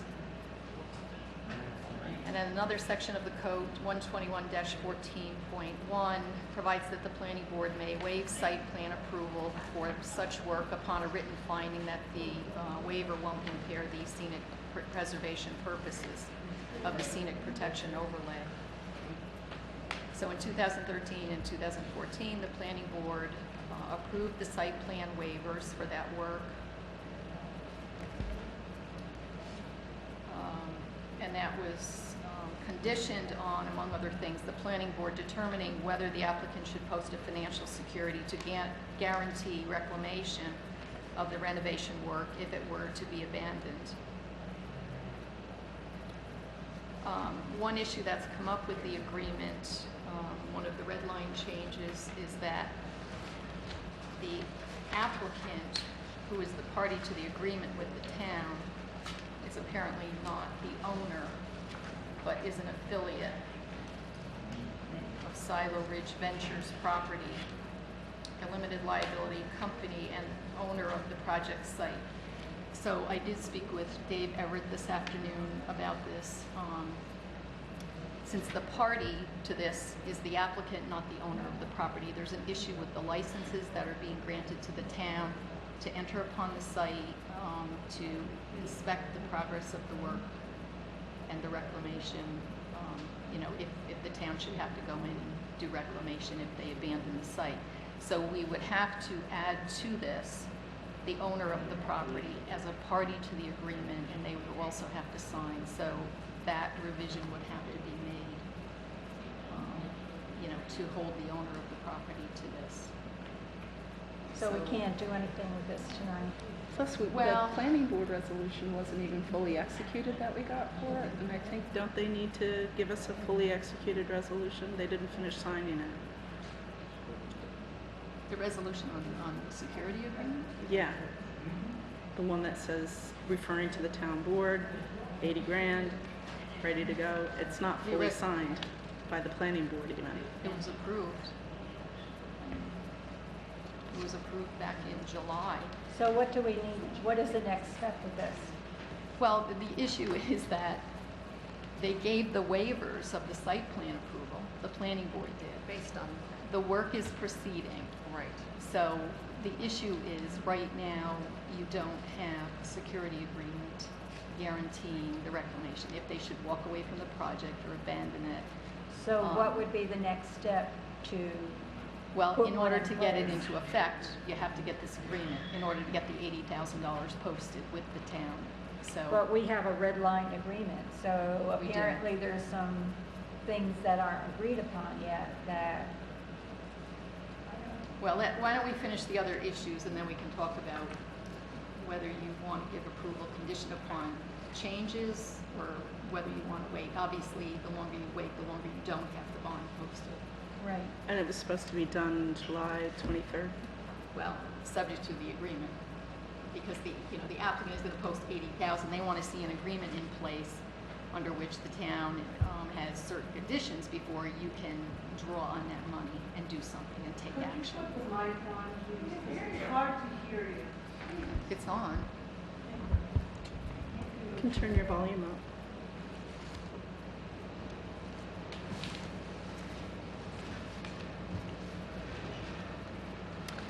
All right, so That is better. so there's a reference in here to the zoning code, section 121-34, where an applicant, the planning board can require an applicant to furnish an irrevocable letter of credit, certified check, or other form of security to guarantee reclamation of areas to be excavated or graded if a project is abandoned. So, you know, that's what the planning board has passed the resolution to do. And the amount that they set was $80,000 as being a reasonable amount for the applicant to post, so that if they abandon the project, the town would have that $80,000 to go in and perform the reclamation work.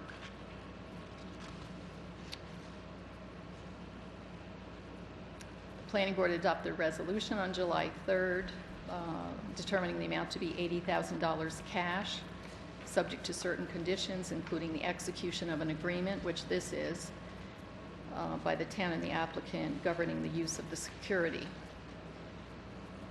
And this agreement is supposed to set forth the terms and conditions by which the applicant shall provide the town with such security to guarantee the reclamation.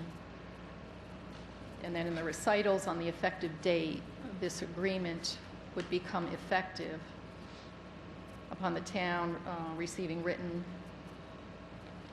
well, it's effective upon execution of the agreement by both parties, and it terminates upon the town, and this is a red line here, the town receiving written notification from the planning board engineer that the renovation work has been satisfactorily completed, in which case they would be refunded the balance of the cash that's posted, or the completion of the reclamation work by the town under this agreement, which would be the event where the applicant does not complete the work and the town has to go in and do it. Security is to guarantee the reclamation of any disturbed areas in the golf course if the renovation work is abandoned. The applicant is to provide the $80,000 to the town within 7 days after the full execution of the agreement. The town has to put that money in a separate non-interest-bearing account in a bank licensed to do business in the state of New York. And the account is to be used exclusively as a depository for the security. It may not contain any other funds of the town. And the security may only be used by the town in accordance with the terms of this agreement, which is why they're important. Town represents and covenants it will only draw against the security and use it to pay for the cost of the reclamation if the following occurs. First, the applicant fails to complete the renovation by January 1 of 2016 as determined by the town in its sole and absolute discretion. That language is very important. Or, secondly, the applicant abandons the project or the renovation before it is completed as determined by the town in its sole and absolute discretion. Before drawing against the security, the town shall notify the applicant in writing and give the applicant 30 days to cure any failure to complete or abandonment of the renovation. Or, if default cannot be reasonably cured within the 30-day period, the applicant would have to commence the cure within such period and diligently prosecute the same to completion. Whether the applicant is diligently prosecuting a cure shall be within the sole determination of the town. And then part of the red line is that in the event of default has occurred and is continuing beyond the preceding notice and grace periods, so that would be the 30-day notice and then a reasonable time to diligently proceed with completing it after that time. The town may draw against the security and use it to pay for the costs of undertaking the reclamation and the costs of enforcing this agreement, and shall promptly release, they added the word promptly, the surplus, if any, to the applicant upon completion of the reclamation. Nothing herein shall prevent the town and the applicant from mutually agreeing to extend the time for performance of the renovation, provided adequate security is provided. Notwithstanding the foregoing, any such extensions of time shall not exceed 2 years from the effective date. So that would be the date all parties have signed this agreement. The outside date is 2 years from that time. If the applicant is not cured, an event of default to the satisfaction of the town in the 30-day period, and they added or such longer period as may be necessary for cure of an event of default that cannot be reasonably cured within the 30-day period. And I think that language there, I think we need to modify. You know, we could say reasonably necessary, you know, to proceed with a, you know, an ongoing, continuous cure.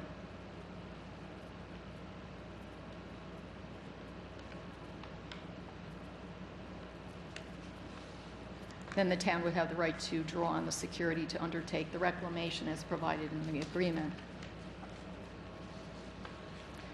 And then under paragraph E, if the planning board decides at any time during the agreement that the amount of security exceeds the cost of renovation left to complete the golf course, or the renovation has been completed as provided herein in a sufficient amount to warrant reduction in the amount of security, the planning board may reduce the amount of security to be held by the town. So that decision is being left in the planning board's hands, that if, let's say, they've completed half of that renovation work, and they advise you that that amount has been done, then they're looking for a return of part of their security. And the planning board would decide how much reduction would be made in the amount of security. Which they would have to do by resolution, Right. Right. Upon completion of the renovation, the applicant shall provide the town with written notice of such completion and request that the security be released and returned to the applicant. The town agrees, they put in the word promptly, to promptly return the security to the applicant and release the applicant from its obligations under this agreement upon receiving a written certification, and again, this is important, from the planning board's engineer, that the renovation has been completed in accordance with all applicable laws, this agreement, and the approved project plans as may be amended. So the caveat there is the planning board, would have the option of making some amendments to the plan after this, and the planning board engineer would be doing that certification that the work has in fact been done. Roman numeral 4 regarding the license. The applicant is granting an irrevocable license to the town and its designees to enter the project site upon reasonable notice to the applicant to investigate whether the renovation work is being carried out in accordance with this agreement, the town code, and approved project plans as may be amended, and all applicable laws. And again, this issue has to be resolved by adding the property owner as a party to the agreement. The applicant further grants an irrevocable license to the town, its designees, to enter the site upon reasonable notice to the applicant to conduct any reclamation work in accordance with this agreement. So if they abandon the project, you give them the 30 days notice, you give them the opportunity to cure, and they still don't do it, then you would have the option of doing the work. This license authorizes the town to access the project site for all purposes deemed necessary by the town to carry out the reclamation work, including without limitation the use of heavy construction machinery and equipment. So that's the part where they took out the town's ability to determine by ourselves whether or not it was abandoned, so they could stretch it out further. My recommendation is that the language not be removed, that it says the town and its designees enter the site upon reasonable notice to the applicant to conduct reclamation work in accordance with the agreement. If the town determines in its sole and absolute discretion that the renovation work has been abandoned. I did discuss this with Dave Everett this afternoon. We're both on the same page with that it really should be left within. Because, it's a slope, so the longer it goes unreclaimed, if the work's not ongoing, the more costly it's going to be to fix. Yeah. And, they have been granted waivers to go in and do this work. And it is important, since work is ongoing, that, the town gets some security. So if they were to abandon it, you have something to work with to reclaim that property and return it to, natural state or the state it was in prior. So that's the decision the town board has to make on that agreement, on the sole and absolute discretion of the town. They also took that language out of paragraph C. The agreement shall expire and become null and void upon A, the town receiving written notification from the planning board engineer that the renovation work has been satisfactorily completed, or secondly, the completion of the reclamation work by the town. And again, we want it in its sole and absolute discretion under the agreement. So we want to keep that language? My recommendation is that it be there. While they deleted paragraph E in this section, they did add something later on. There's Roman numeral 5 is the notice provision, and obviously it has to be done in writing, and if there is a problem with the project and you have to give notice under this agreement, you have to follow the notice provisions explicitly, because if you don't, you can have a problem. So section E, Section that's E. crossed out, that's going to be taken out? Well, they inserted it back in lower, they put further it in down. other sections. Mhm. Okay.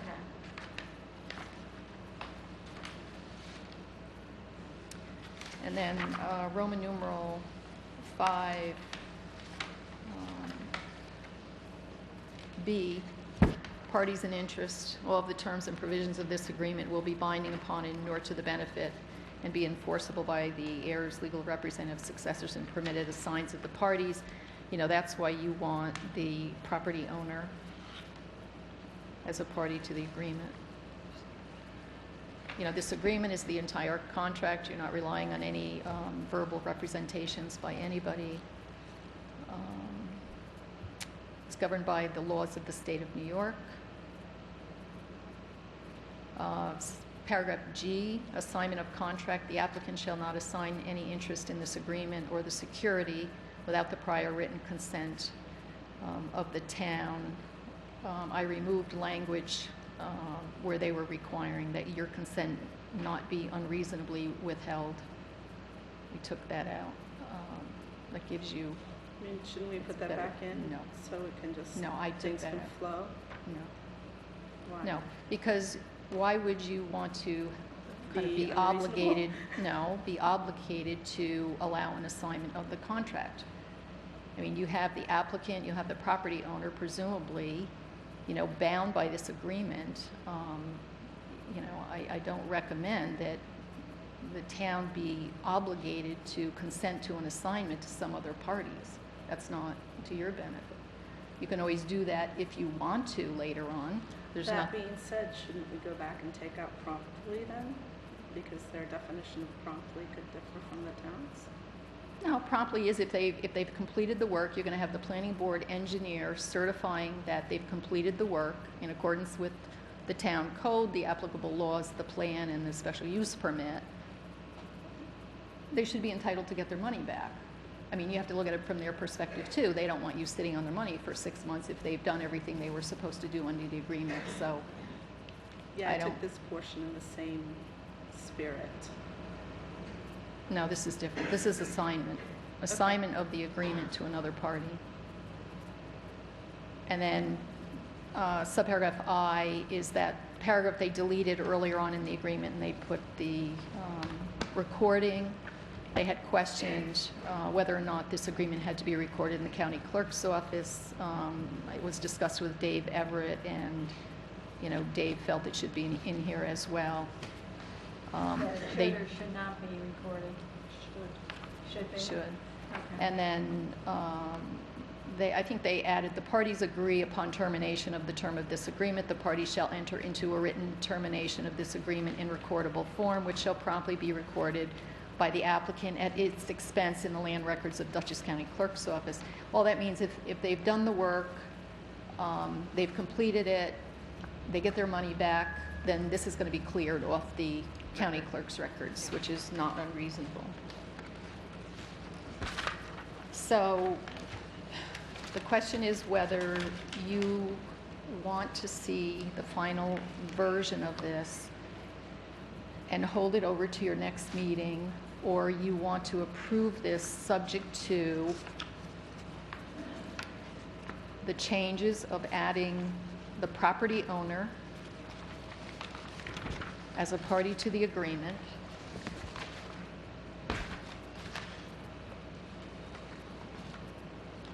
and subject to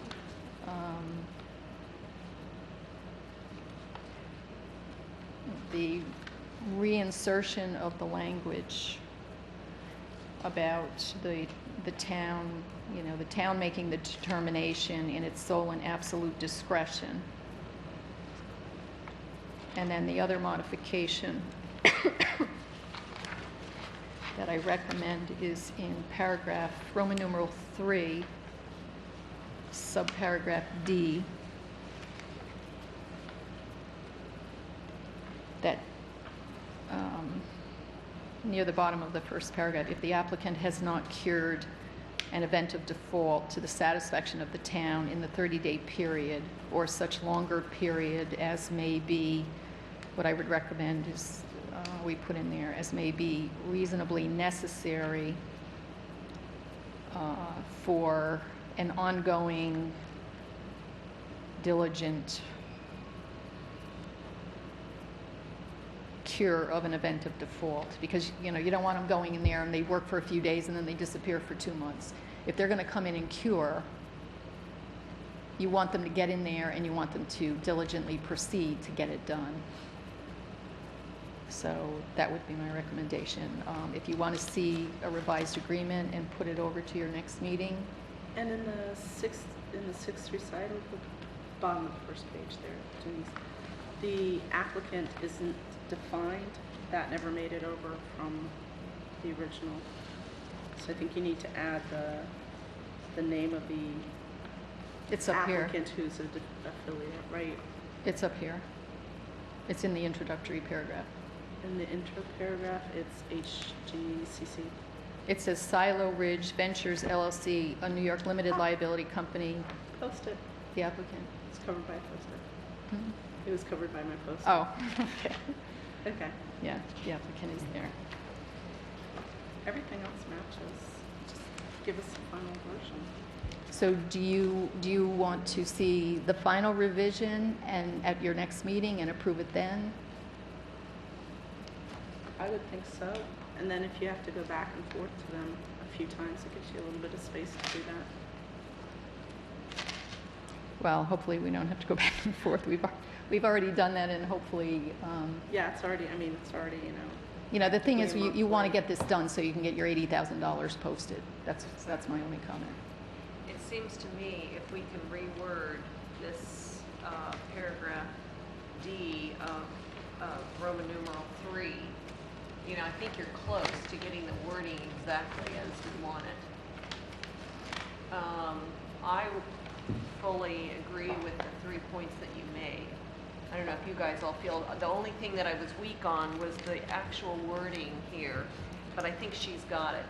I think it does make sense, but I'm concerned that when she makes that change and she goes back to them, they're going to have another change and They everything. So I don't want to give have them the option, really. It's space our, to do that. Does it I go mean, this back is to not them? really negotiable, really. I mean, we're making some changes on their courtesy of what they've suggested, but in reality, they have been doing this work on the basis of them providing a performance bond. I mean, right now, they have been given all kinds of opportunities to move forward with their work, and we need to protect ourselves. It's a long way into that process. Well, I understand that, but, with you know, no money down.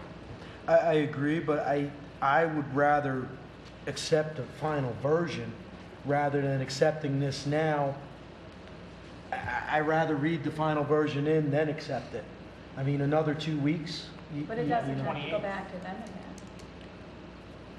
Yeah, it'll have to go back to them. It's going to have to go back and forth again. So, you know, my whole theory is I do understand it does have to get in place and everything else, but another 2 weeks, I'd rather approve a final version and this is what we approved and that's that. Rather than, you know, let's approve this, but it contingency on doing this and that and this and that. I'd rather just see a full version. That's what I'd rather vote on.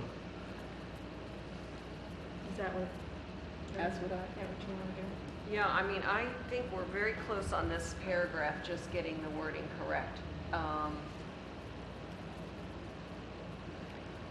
Do you want to go over this further? I'm Specifically? thinking, I mean, I could take a stab at it, because I think what you've said is, Vicki, what page? it's page 4. It's the only thing that's really, and we don't have to vote on it, but I in my mind, would be happy to see that we resolve that language. If the applicant has not cured the event of default to the satisfaction of the town in the 30-day period, or such longer period as may be reasonably necessary, is that correct? Yeah. Where you're going to Right. insert reasonably necessary for an ongoing diligent effort to cure an event of default that cannot be reasonably cured within such 30-day period.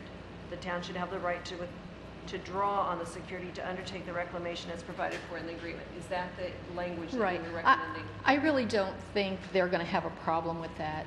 No, I don't think so. You know, because they've either gone and left the project, Right.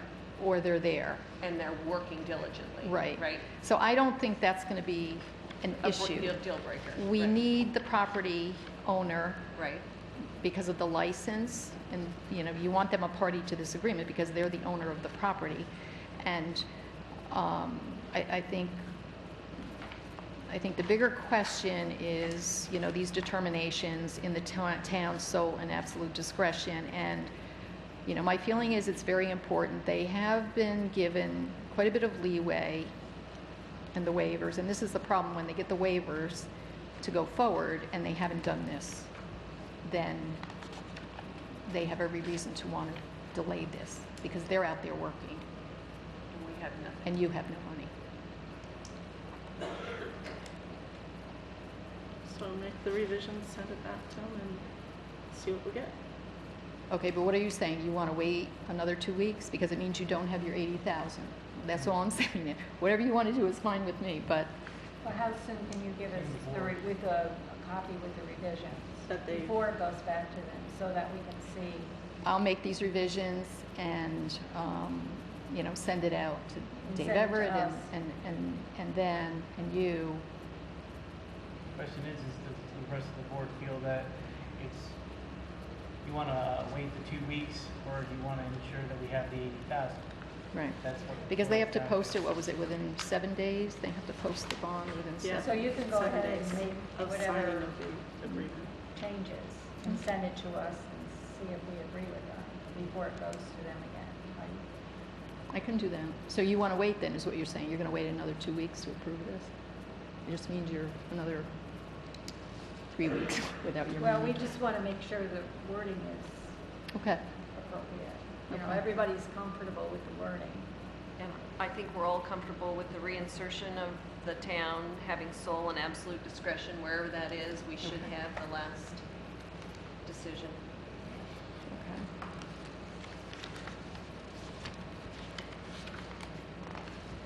I think we're there. I mean, I'd be prepared to do that based on these changes because they're just, I understand the language that she's doing. I understand the changes she's making.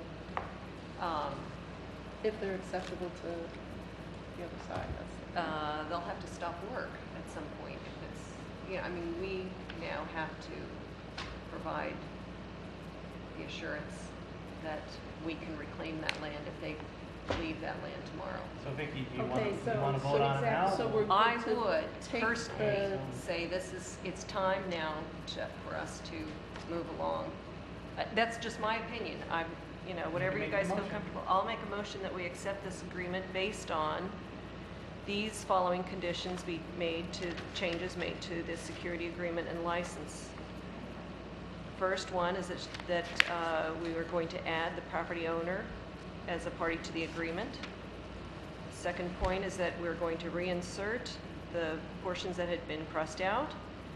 That states that the town will have full sole and absolute discretion. Where it's been redlined, is retained. And the third point is that we correct the wording on Roman numeral 3, paragraph D. And I'll read that again if everybody wants to hear it, but I think I read it and everybody's comfortable with that language, right? Do you want me to read it again? If the applicant has not cured the event of default to the satisfaction of the town in the 30-day period or such longer period as may be reasonably necessary for ongoing diligent efforts to cure an event of default that cannot be reasonably cured within such 30-day period, the town shall have the right to draw on the security to undertake the reclamation as provided for in the agreement. I so move that we approve that based on those changes. I'll second it. Discussion. So if Denise is gonna make those changes, so she's gonna send it to their lawyers, and if they say, no, we need these things changed. We go back to the table and find out what we're gonna do. Right. That we'll discuss next week. Yeah. Right, you're only approving it if those changes go through. But that's what I'm saying. It's like, you know, you're handing someone a signed check with not filling in the amount. You know, No, We're proposing X. Okay. He either signs it or he says, no, I don't want it because of X, Y, and Z, and then we find out where we're at. I mean, all we're doing is agreeing to provide this language back to them. Here's our version. We've made some changes, we've accommodated you several times, but here's where we stand fast. I mean, the problem becomes, once the concessions are made to them, and they go out there with the equipment and can do what they want, you don't We're talking have- 2 weeks. You don't. This has been well, going on for how long?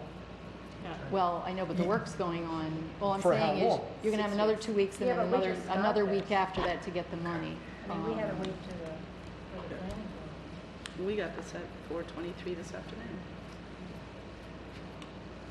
Well, I just got it with the red line.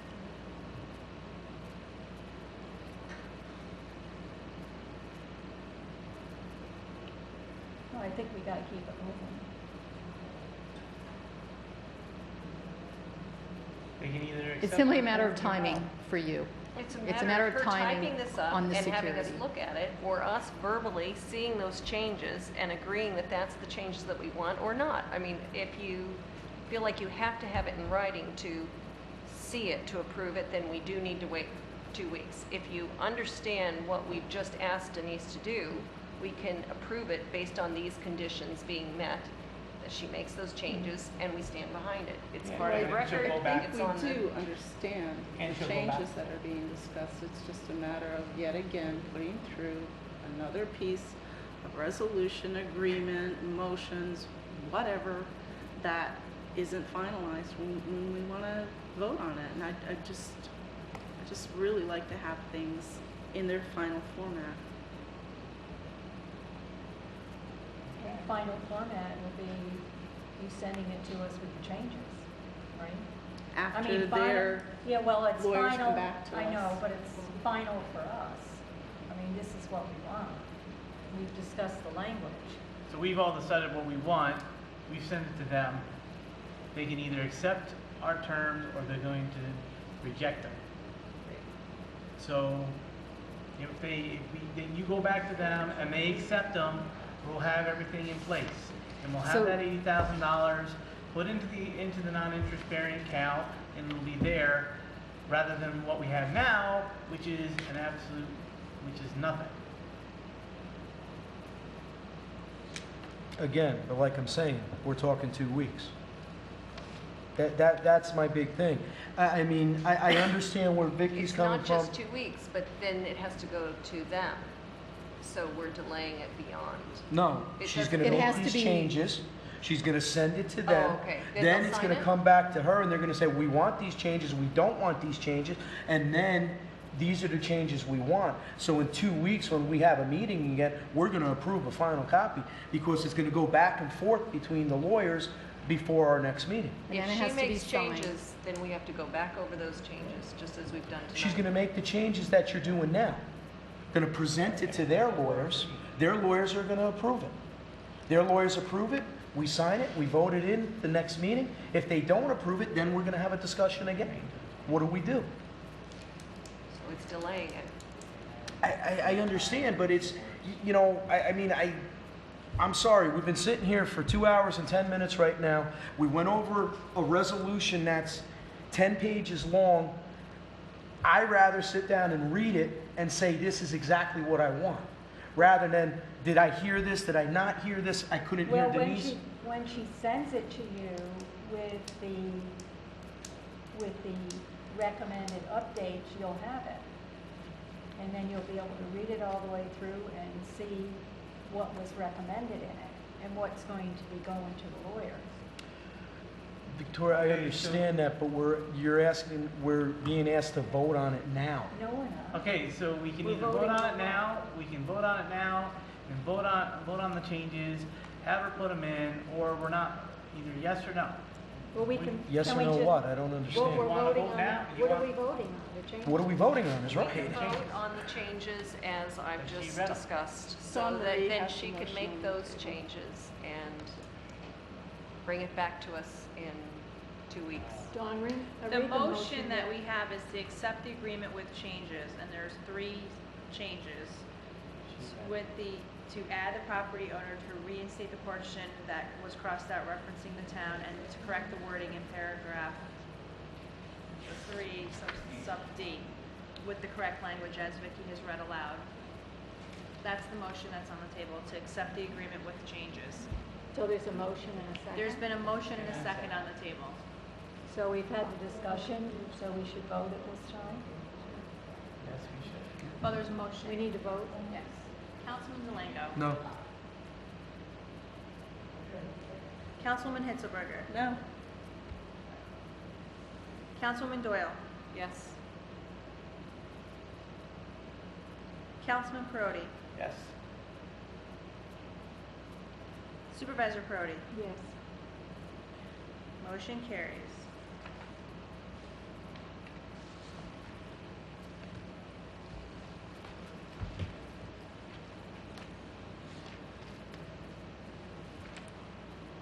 Okay, discussion and approval to sign Historical Society lease. The lease has been finalized.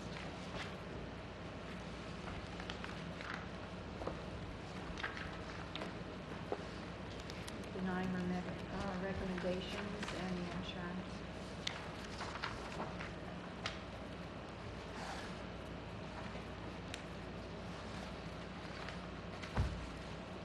Before we do the lease, don't we have to reverse the motion for the $0 amount for the rental?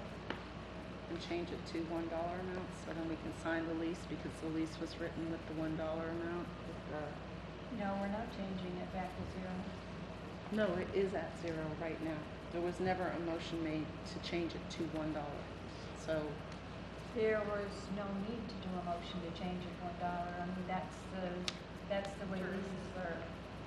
no, there was specifically a motion made to put it at 0, so I'd like to make a motion that the previous motion to have the rent amount at 0 be voided and the new amount be set to $1. Do you think that's a necessary? Oh, sorry, I'll second that so we can discuss. Discussion? Is that necessary? Because I think the motion was to agree to have them utilize that room for $1, but I don't think we said we No, had we said terms. no money. For a year, for a day, for 3 days, they've been up there for no dollars. So, now we're entering in a formal lease and saying it's $1 every year from here on out. So they have been occupying It's really it. necessary. Is it necessary, Denise? I don't have a problem with it. Okay. Want to pass the resolution? Here, I'm gonna donate this $1 to the Historical Society to pay for the lease. Hey, Stephen. So it's $0 for now, but. Historical Society. Oh, for heaven's sake. You could put it back in your pocket, aren't you a member of the Now that we've had society? the Put it in the town discussion, can we coffers. vote? Councilman Delango. Yes. Councilwoman Hitzelberger. Yes. Councilwoman Doyle. Yes. Councilman Perotti. Abstain. $1 into it. Supervisor Perotti. Yes.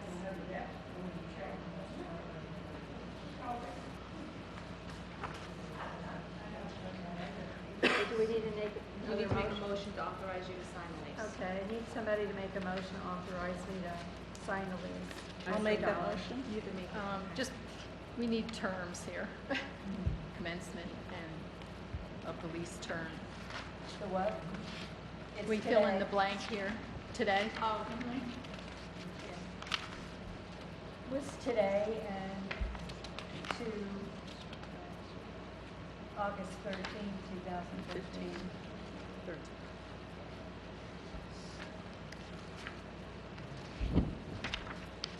Dawn has the signed copies from Judge Moore, Mr. President. That was signed after. So I know Gretchen's making the motion. Big day, it's like the- Big Doyle, thank you. I'm happy to second it. Discussion?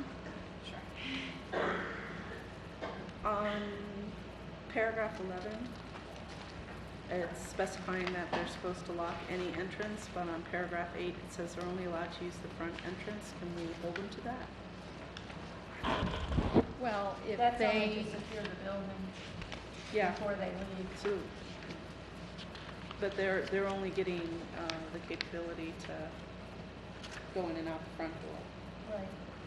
But then you're saying that they need to check all the doors? Before they leave, secure the building. I think, what page are you on? I was on page 2 of 9. What does the key fit? The key only fits the front door and room number 19. It fits no other door. What No, happens? No.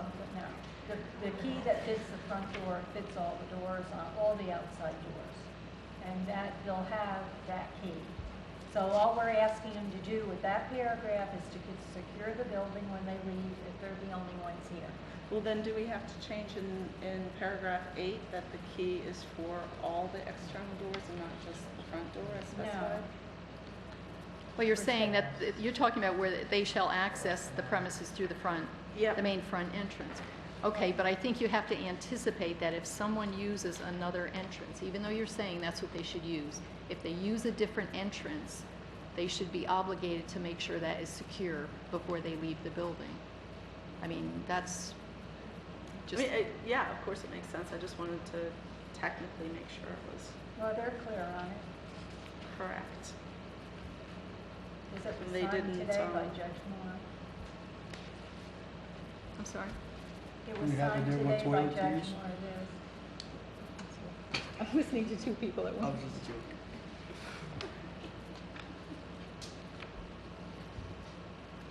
Yeah, I mean, the security of the building is certainly of utmost importance. As long as and the 2 paragraphs are in agreement with each other, Well, that was my only concern. Even though you're specifying that you want them to use the main front entrance, I think you have to anticipate whether they're moving things or if somebody goes in or out of another door, it's something they could feasibly do, even though you're saying you want them to use the front entrance. So if they use another entrance, they should have the obligation to make sure it's secure. I mean, that's just seems to be the cautious, you know. Actually, Okay. everybody has that obligation because there could be somebody else using that building at the same time. So before you set the alarm, you have to secure the whole building and make sure everybody's out. Otherwise, Right, anybody that's, yeah, that's right. It's Anybody your that's responsibility. using the building, it's common sense to want to go check the doors. you have to go Right. check the doors. And Judge Moore Now, in the has- NYMIR use of facilities documents, it says that they have to check with the maintenance personnel to exit. And then in paragraph 11 again, it says they have to check with the town clerk. So. Well, somewhere it refers to if there's no maintenance person or somebody else. I don't know which paragraph it was in. That's on item 6.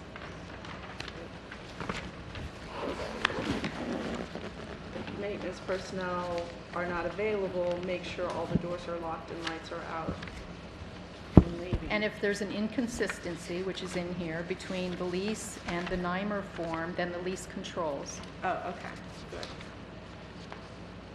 And then my last question was just about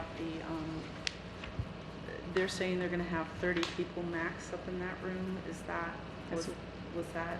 That's per That's what code they- enforcement. It's actually That's what I 32. was Yes, told. I already had John go up there and Yeah. look. That was- He's gonna put signage there. Terrific. That was it.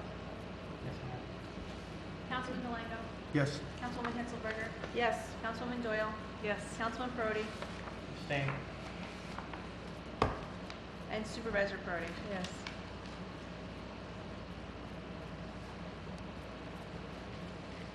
Okay, I need to, we need to do the Justice Court Assistance Program Resolution. This year we are applying for the JCAP grant as we have in the past, and it's a formality that we get their approval from the town clerk. This will be resolution number 33. Do you want to read it? Or do you want me to? Steve, you can read it. Sure. Okay, resolution number 33 of 2014, authorization of application for the Justice Court Assistance Program.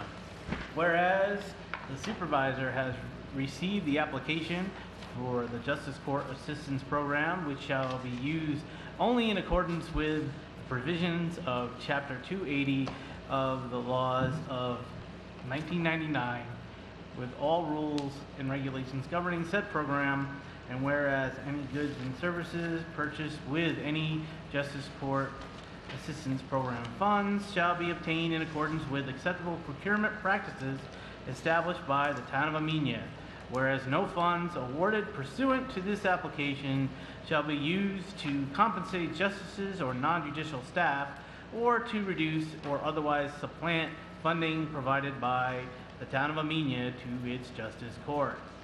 Be it therefore resolved that the town of Amenia Town Board authorizes and supports the application for the Justice Court Assistance Program. Motion made by Stephen Perotti. I'll second it. Discussion. The directions for the application state that the application needs to be done in the February of the same fiscal year. This is August of a different They fiscal just year. came out. The grant applications just came out and they're due next month, beginning of the month. Ours, how it, it's when they send it out and they give us the authority to go ahead and key it in the computer, that's when we get to send them. Okay. I just want to make sure you're getting it in the right fiscal year, because it's. Historically, I've done them, we're over $35,000 worth of. No, I know grant we items. get good grants from them. I want to make sure that we're doing it in the right month, in the right fiscal year, since they're very specific about it on their application page. Yeah. That's all. No, we have the codes to get into them. They were just released this month, so I can't. Okay. We know what it says, and it also says it's gonna give you the money, I know, you what it before says the isn't end of the always fiscal what it year. is, yeah. Sometimes, like in 2008, we got money in February and we got money in November. It all depends on when they're gonna release the funds.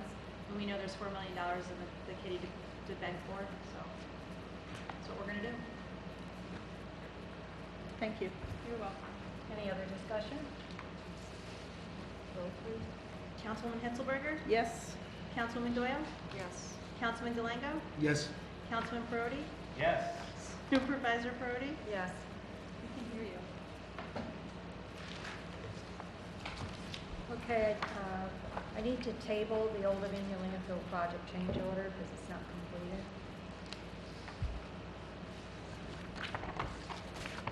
So you're making a motion to table? I'll Yes. second it.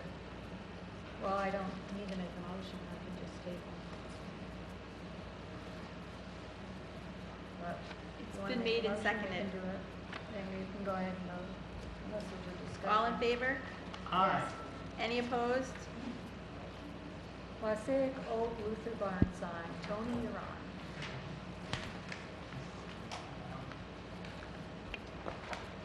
I think you have a lot of papers, I hope, but let me just run through the history of this.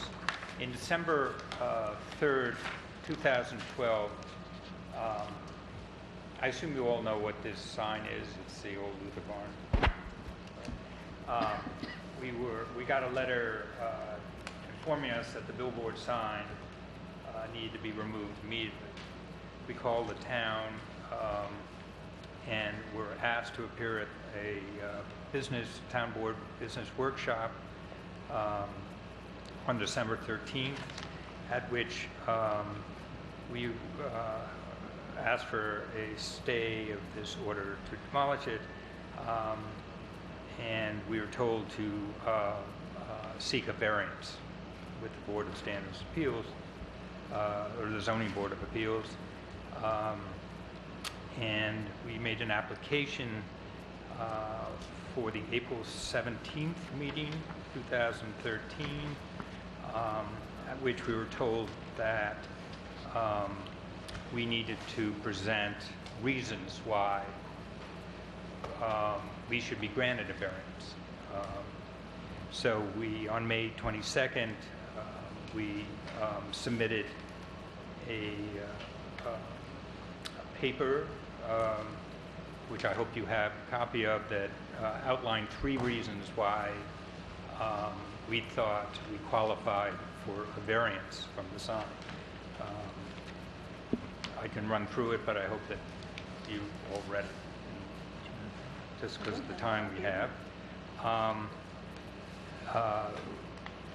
This basically was a sign that we had proposed. That was great. Well, thank you. They did not discuss any of the reasons that we were seeking the variance.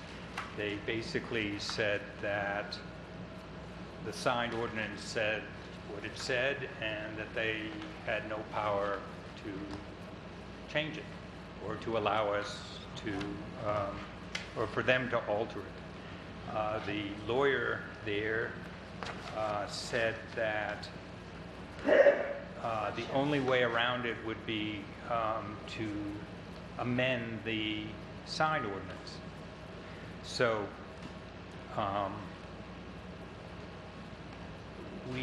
I wrote a change to the sign ordinance, which I hope you all have, which basically allows for a sign of our size that A, had been legally in existence prior to the adoption of the new sign regulation. B, that signs shall direct one to a historic district, that the sign should be located on a property of a historic structure within the historic district. The sign shall include a list of historic structures and their present uses. The sign shall have the ability to announce special events in the historic district, and the sign should be no greater than 400 square feet. That could be 300 square feet. I think the issue was that you needed to comply with the zoning law changes. No, With the it was size a of the sign sign. regulation, purely the size of the sign. It was the size. Yeah, the sign regulation for Amenia is, the biggest sign is 4 feet by 4 feet. I mean, if you want to do any business in this town, 4 feet by 4 feet isn't going to, I mean, a sign in front of a church is bigger. Now, was there anything, were you given any, was there any compromise or any suggestions made to you about the size of the sign? They did say that they thought by reading the sign regulation a certain way that they might be able to increase it from 16 square feet to, I don't know, maybe, I can't remember the exact number, maybe it was 40 square feet.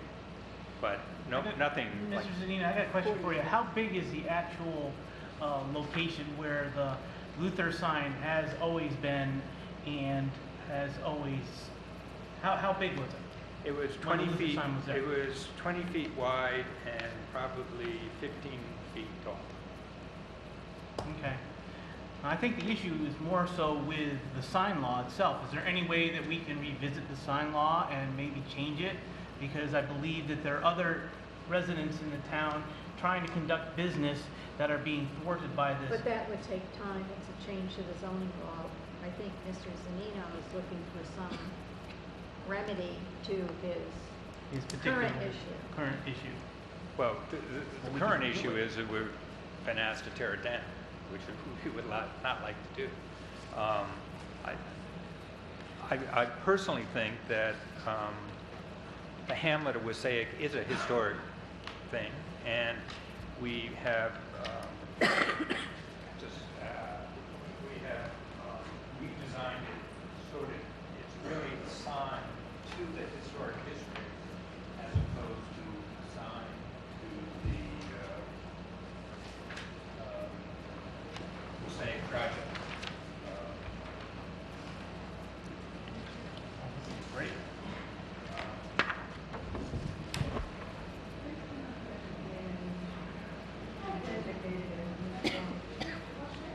It is a historic district.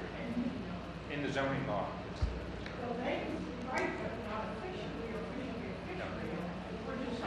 It's not a federal thing, although we do have a building that is. Yeah. said when the comprehensive plan was created, a historic business district was looked at, but the sign in question was put up in 1959. But it was they apparently opted not to do that at the time. No, we do have historic districts. I know, but not in Los Mr. Zanino, do you know what the square footage is of the sign excluding the white space? I believe it's 268 square feet. But is it where the sign is? 268. And for multiple businesses, the zoning code currently says that, like for Freshtown Plaza, for example, where it has multiple businesses, the zoning code states it should be 48 square feet. So you're looking for a variance of 220 square feet. Right. No, I For- think- For the existing sign that was I there. think the sign law has a maximum sign of 100 square feet. Yeah. Could be I'm almost positive. The maximum is 100 square feet. It starts out at 32 square feet, and then you have a bunch of options. You could go 15% bigger if the sign is made out of wood. Then you could go 20% bigger if the sign is not illuminated. You could go another 20% bigger if it's the only sign there. I mean, I just went through the sign law. It's got a ton of stuff that's on there, and one of the sections, it states the sign can go before the planning board, and if you could prove that it's an asset to the town, the planning board can grant permission for the sign. The planning board or the planning board of appeals?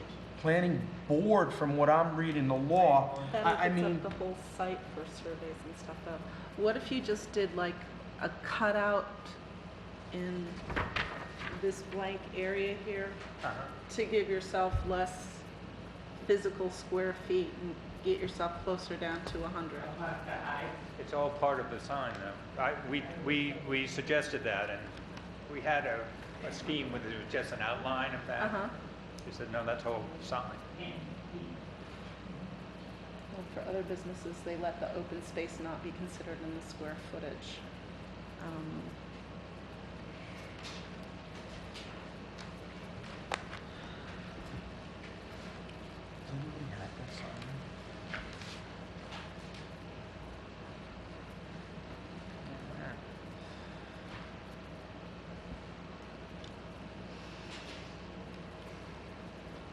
It looks like they read the standards for area variance, and they also looked over the requirements for the historic overlay district. I don't believe that sign is in the historic overlay. I would think it would be.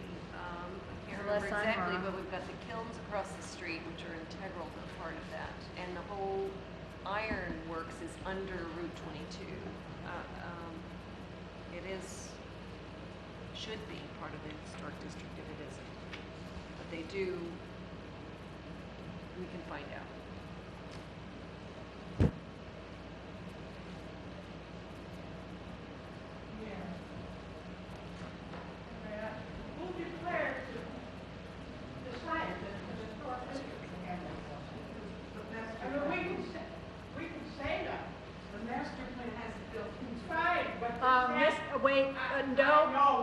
Excuse me, don't shout out. People need to hear what Mr. Zanino is saying and to listen to our discussion.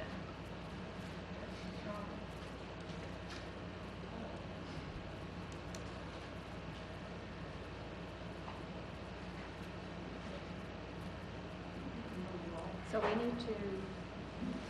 The extra percentages they could get, is that on top of the 100 square feet, or is that only to bring them up to max 100 square feet? if I'm remembering correctly, max is 100 square feet.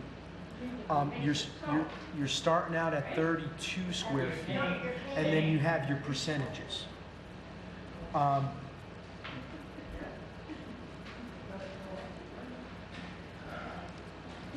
wish I had the law in front of me. But I think the law does state that the max is 100 square feet.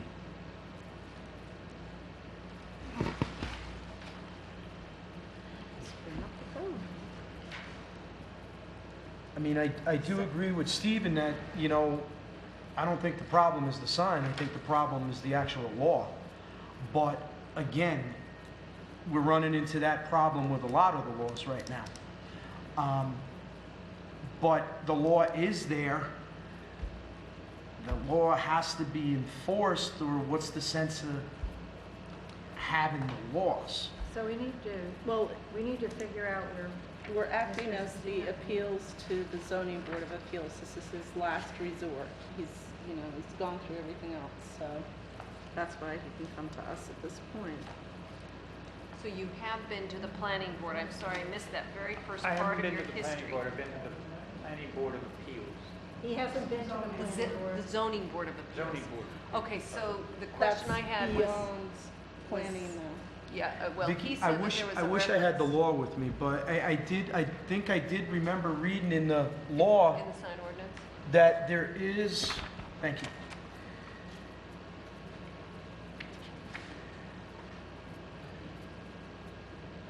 Yep, it comes down with all the percentages.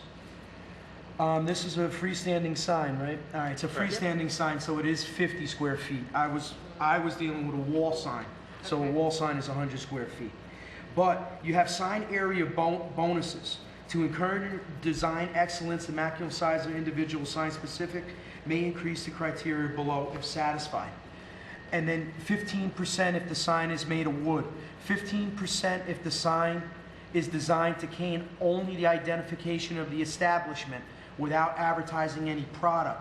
20% if the sign is only identifying the establishments or it's a principal product. 20% if the sign is not designed or used with illumination. 30%. Do you have illumination? No. Excellent. Okay. 30% if the planning board finds that the sign has special aesthetic merit or additional sizes necessary or appropriate due to such circumstances as the sign's distance from the road, the design speed of the road, or the size of the building which the sign is placed on. In order to take advantage of this subsection D3F5, the applicant, not otherwise subject to site plan or special permit review, may file a site plan application with the board. The content and review of such application shall be limited to consideration of signs. So you can go before the planning board only about the sign. It's not a complete site review. Right. So, I mean, I would But design, go ahead, I'm sorry. I'm still not going to get the sign that we would like to have, correct? If he goes before The the planning maximum board, they can't put the variance in because they don't have the capability to do that. And the maximum he can get Now, what type of variance did you go for? is Did you go for 123 hardship or- square feet. We went for a hardship, we went So you went for existing, hardship? Grandfather. Yeah, grandfather thing, and we went as, if it's a piece of art, it's not a sign. Wow. We were looking for whatever way that they could possibly give us a variance from the law, from the written law. In other words, a way around it that would not change the law, that would only apply to us. Did you meet the hardship case? There's criteria for meeting hardship You can read it, it's in the minutes. what you have.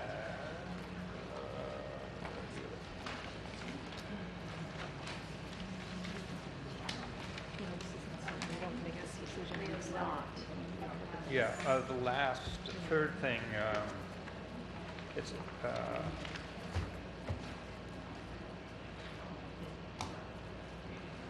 I can read it to you. The WSAIC project is a not-for-profit organization, 501c3, the main goal of which is to enrich and revitalize the hamlet of WSAIC. This is a quote, the WSAIC project exists to strengthen local community by increasing the social cultural capital through inspiration, promotion, and creation of contemporary visual and performing arts, and providing intimate and genuine context for art making and community building. That's the mission statement. Educational outreach exists through monthly artist-led workshops at Weebatuck, Consolidated Public High School and exhibition-based summer workshops for youth in the area. Through preserving and repurposing the historic structures in creative and exciting ways, the WSAIC project brings revenue, cultural programming, and tourism to the area. The festival and the residency program have already played an important role in the revitalization of the WSAIC community, and we hope to continue this growth ethically and honorably. That's all in the WSAIC project program. Now the purpose, number 2, under section A of paragraph 121-39 signs of the Town of Amenia new zoning law states that the purpose of these sign regulations is to promote the general welfare by creating a more attractive visual environment that preserves the town's historic and rural character, protects property values, encourages economic growth, enables businesses and other establishments to identify themselves, and minimizes negative impacts of signs on adjoining properties. That's from the code. The purpose of the sign in question, as stated above, is to direct the public to the rural and historic hamlet of WSAIC and to identify the WSAIC project, which is encouraging economic growth and enabling businesses to establish themselves. In no way has it or will it create negative impacts on adjoining properties. So basically, what we want to do is draw people to Wassaic. That's correct. So as you're going by on the highway at 55 miles an hour, nobody, not going to know Wassaic is down there, but that sign will announces Wassaic. That's exactly. And it's interesting that you read that. The word general welfare, one of my pet peeves about zoning codes and zoning laws, because general welfare can mean absolutely anything to anybody. So there's literally no specifics as to what they're trying to prevent. So general welfare, once you stick that in any type of zoning law, you're basically stomping on people's private property rights. You may disagree with me, Sharon, but it's true. And general welfare, as far as the sign law is concerned, as far as I'm concerned, this is a grandfathered sign. You shouldn't be here right now. You shouldn't have you shouldn't have had to waste your time and effort going before the Zoning Board of Appeals to put up a sign that's going to benefit people of Wassaic in our community. That is the problem with our zoning code. That's the problem. Whatever happened to private property rights? But right now, There's we need no to find a grandfathering, there's no grandfathering in the code, but I think that, Should be. Mr. Zanino, I think you did present us with a possible solution. It could be considered exempt in this new format because it is non-commercial, it is informational, and it includes community service information as well as historic points of interest in the Gridley Chapel, the Gordon's Condensed Milk Factory, etc. So I think we could consider it an exempt sign and allow them to put it back up based on the code. I don't know that that's our prerogative, is it? No, I don't think we can. I think Overrule a what, ZBA decision? That is the purpose. no, but what we can do is with the new sign, Visit Historic Wassaic, Mr. Zanino can go back in front of the Zoning Board of Appeals. The Zoning Board of Appeals will not approve a sign that is over 100 square feet larger than But how the did- maximum. How did you present hardship? I mean, is there another yeah, way to? I'm sorry, I know what you said, but. All right.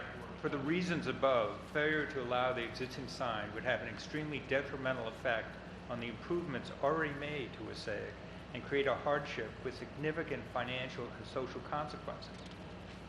Okay, so there are criteria for hardship, and we just need to understand how your response did or did not meet the criteria that is set forth not by the town of Amenia, but by state, I believe. I think it's state law. There's very specific language that we have to find out if that meets that criteria or not.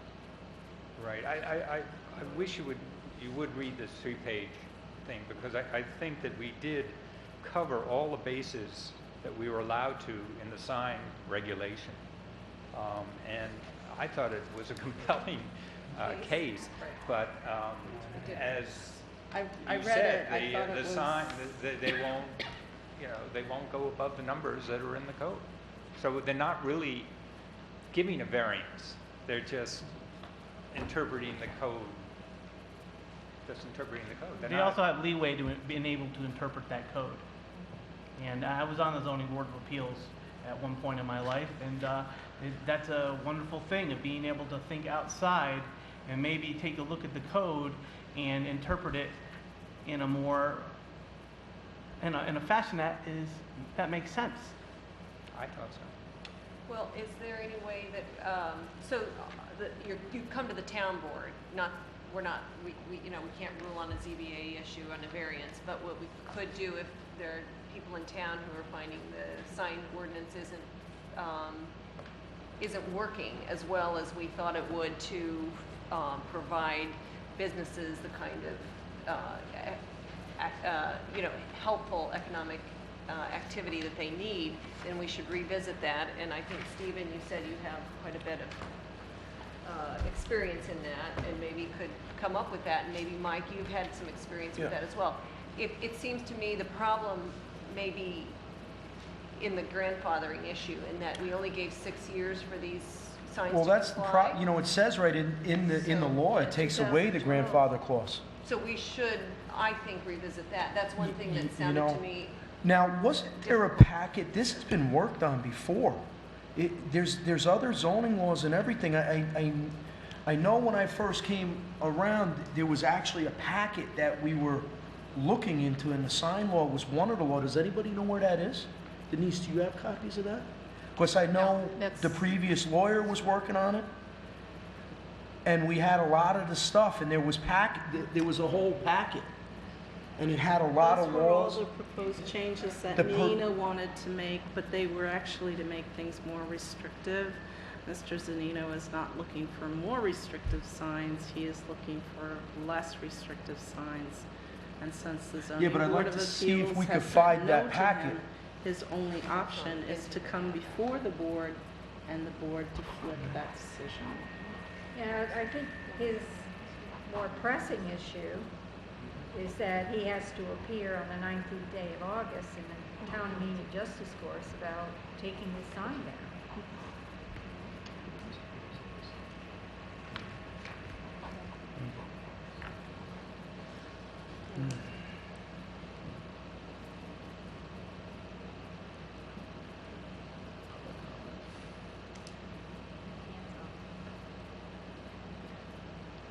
Well, there is no reason why we can't at the same time be working on a parallel course. He has Absolutely. to resolve that I agree. with the justices, but we can, on a parallel course, be considering and looking back into the suggestions that have been made in the past, and where do we, I think the grandfathering alone needs to be more relaxed to accommodate the recession and the reality that in Unfortunately, in 2012 Mr. Zanino's case, we're fixing a symptom, we're not fixing the problem. Yeah, we're gonna have to, You know- really take a look at this sign law Right. and break it down, because it's not only Tony Zanino, it's the four brothers.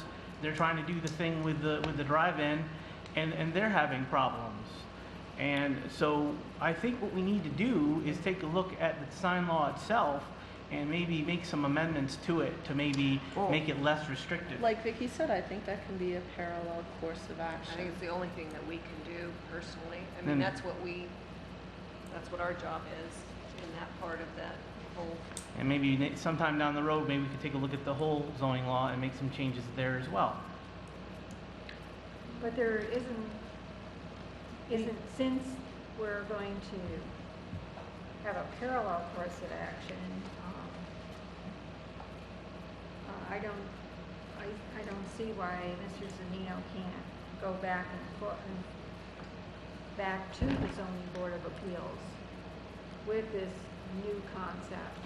So I don't believe they've seen this, have they? That is still over 100 square feet. It's over 100% larger But I than the believe sign they- and they will not approve it.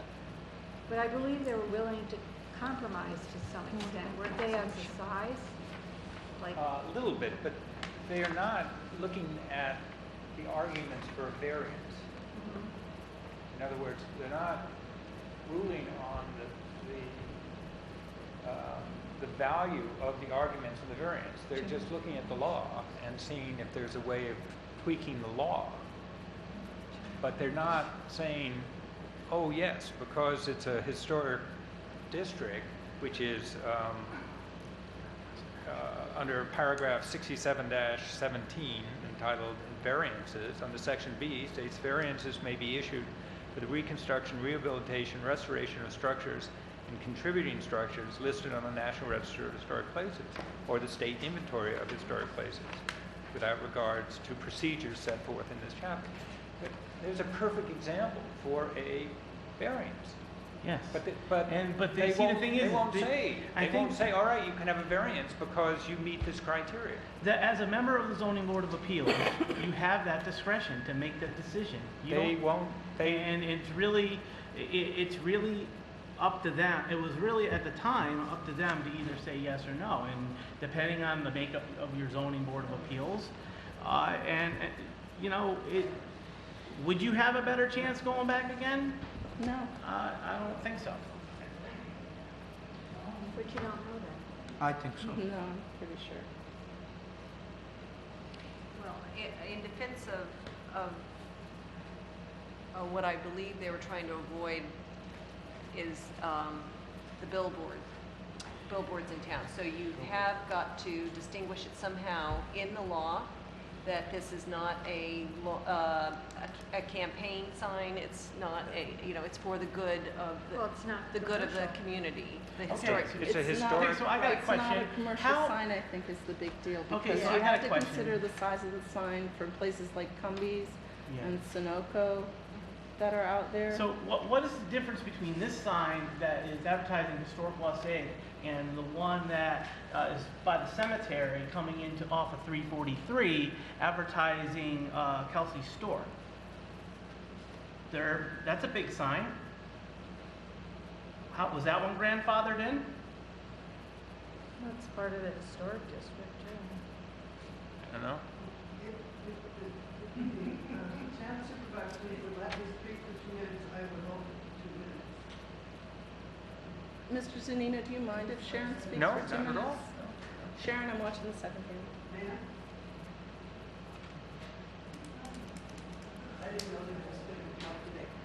I'm not really going to speak to my sign because it's sort of irrelevant, but actually Stephen was really correct. He said two different things. One which was not relevant to this, which has to do with the philosophy of whether or not we use the general good kind of language, and that's a different issue. That's a long-range issue, whether you want to rewrite, you know it. But what he also said, and he was really quite correct, that sign had always been there. It's a historic district. You're giving a businessman, somebody who's making contributions to this community, a really rough time unnecessarily. Because truly, everything in that hamlet, and I'm speaking as someone from the Wasayak Historical Agricultural Crossroads, everything in there is historical, including the placement of that sign, which was always there. So actually, this town board could go ahead and let him have that variance based on the fact that the barn is there, the Maxon Mills is there, and the sign was there for umpteen years. And it meets the criteria. Because this is not a commercial, garish, or unpleasant sign. This is enabling for people to see where to turn off the road. Otherwise, they wouldn't know how to do that.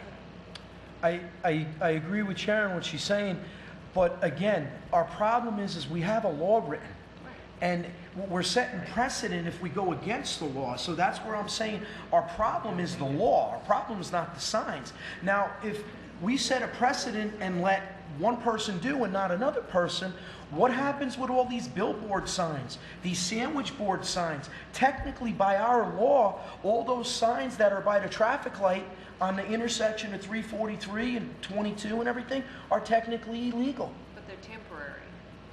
If you look in the sign law, they're illegal. They're too big. Even for The temporary. pick your own fruit signs. Amendment to the sign law that won't allow any precedence. Even the music hall Is sign is illegal.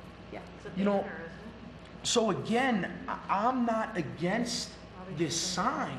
What I'm against, we have a law, you know, and we have to go by the law.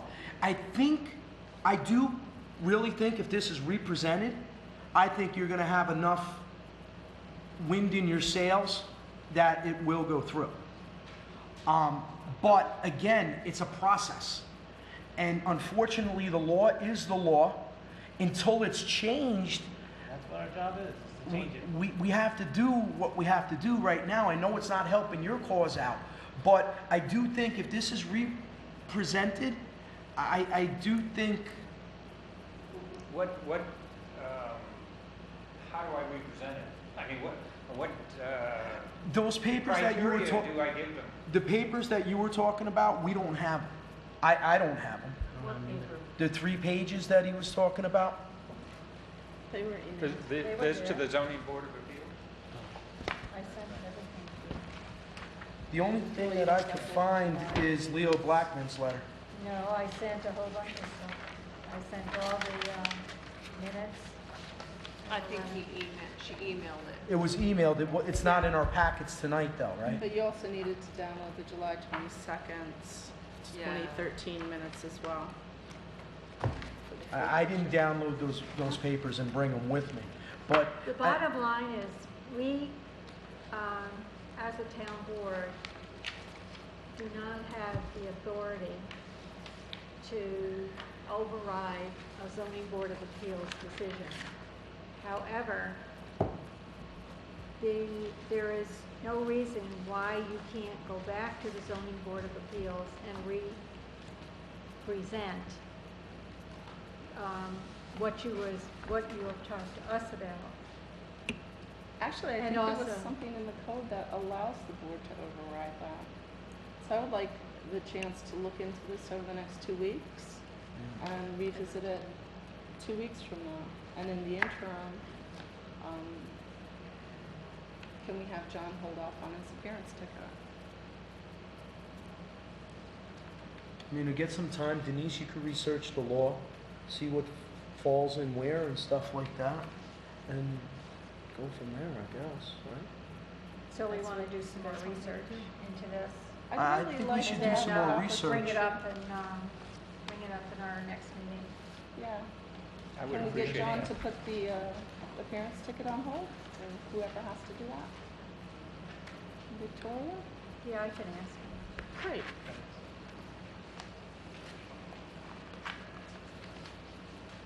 So we're gonna look into, Victoria's gonna put have the appearance ticket put on hold, I'll have to look into see. and she'll let If I you know could do for that. sure, I because we mean, don't I, want you to get into trouble. You could see if you could get an adjournment on it. Okay, And then well, I'll go then and ask for. we'll look Okay. into what our options are and re-go through your information to see what we can Okay. pull out of our hats. Will you contact me or should I contact you? I mean, will this be discussed at the next, in 2 weeks or? Well, we'll discuss it as a board at the next 2 weeks. If you have I have questions, no problem of course you discussing it 2 can weeks from now. absolutely. Yeah, we'll do our research and, I'll look for an adjournment I appreciate to that. your case. Definitely gonna do our due diligence on this. And you know our phone numbers and we have yours, so. Okay. Well, thank you very much. I appreciate your giving me this opportunity. You're very welcome.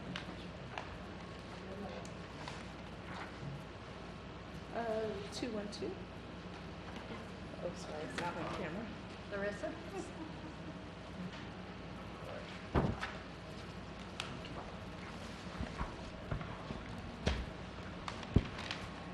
Hi, I'm Larissa Delango. I'm here regarding the proposed playground.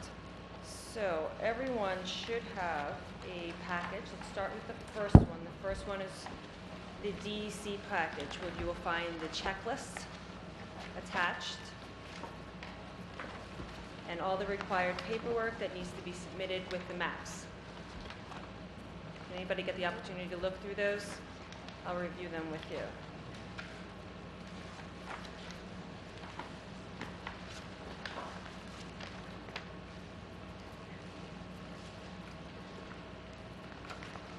Okay, the first is the application.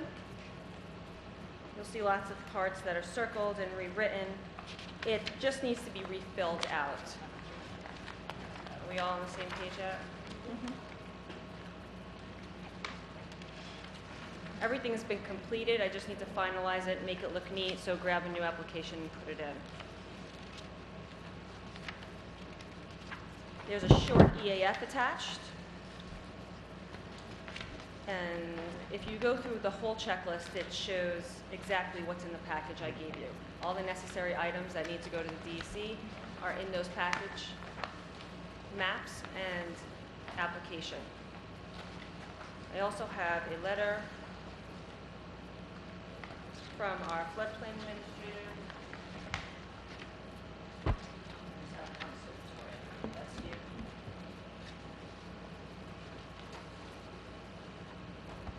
That will be also sent to the DEC, showing that this project would not be an issue.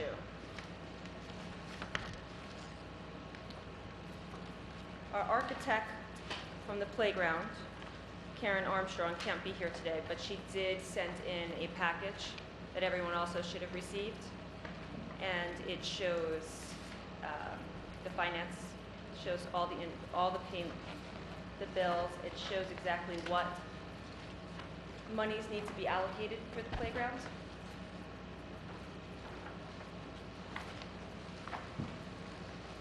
And it shows exactly what it's also going to look like. That's an actual picture, photo simulation of our wetlands boundary, our floodplain boundary, our fence, exactly where everything lies, and what the equipment would look like. I know there's a lot to review, so if you have any questions while you're looking through it, just let me know. I'll start off. The only thing I'm not seeing, Larissa, is a timeline for the project. Okay, so the timeline. I like the plan, I like the budget, I read through all the materials, but So, just the timeline we haven't seen. Larissa. okay, wait one second, let me. Well, this was just done this morning. Frankie, That's okay. wait a minute. Just let her do the presentation, okay? Our timeline has all been presented and finished by our engineer today, Okay. and been presented to the supervisor today also. So our time frame has to really depend on what the DEC says. We're going to submit this as soon as they come back and flag the property. Then we will have more of a stable timeline of when we can move forward with this. At the winter time, obviously, nothing's going to be able to move. We're not going to take anything out. We're not going to be able to put anything in. So when we allocate the funds to this, then we could move forward and say, okay, this is the day we can start, and this is how long it will take to finish. But the DEC permits all have to be approved first. So we're waiting. It's a small bit of a waiting game. We have to submit first and see what they say. When the recommendations come back from the DEC, then we'll be able to move forward with a very specific timeline for it. Would there be any way for you to put a timeline together without having, just like make up a fake start date just so you could I can't guess what the DEC is going to No, say. not when the DEC is going to get back to you or what they're going to say, but You mean just- okay, so let's decide that the DEC said yes. exactly. Okay, so let's say the DEC said yes. From then on, we'll follow the terms of what the DEC comments and recommendations were. So we will remove all the existing playground at the moment, the way they've asked us to remove it. That shouldn't take very long at all. As a timeline, maybe a couple of days. And what happens then is that we're scheduled into the Parkitect's scheduling, and they tell us, okay, so all our equipment, I think she might have given a small bit of a timeline on how long it needs to take to get here. But all our equipment will be here. We need this as community help. We have people coming in to supervise. Herself would also be here with 2 other project managers. And this can go up in a matter of days. This doesn't take very long to go up. This is less than a week. So. And just for the record, there was a presentation done by Parkitects, which I attended. That's correct. And you're pretty much doing the same timetable. Yes. And Julie Mangarello, our town engineer. Went over everything. Yes, went over everything this morning and went over everything, all permits. This is not a project that the DEC is going to say no to. This is a project that the DEC needs to look at paperwork for. It's all it is just pure paperwork. So if it's submitted correctly through us, there should be no issue with it. So our time frame should just really Actually, follow their the comments. DEC, you know, once the application is put in, what they'll do is come back with comments, and they'll actually have to flag the area, you know, and show what goes where. So everything is really So it's contingent on DEC approval. contingent on their timeline, and they don't usually have one other than their own. Yeah, they don't let us know what their timeline is. It's been actually quicker than normal. So there's a good chance they might come out sooner than later, flag the property, and then we can move on from there.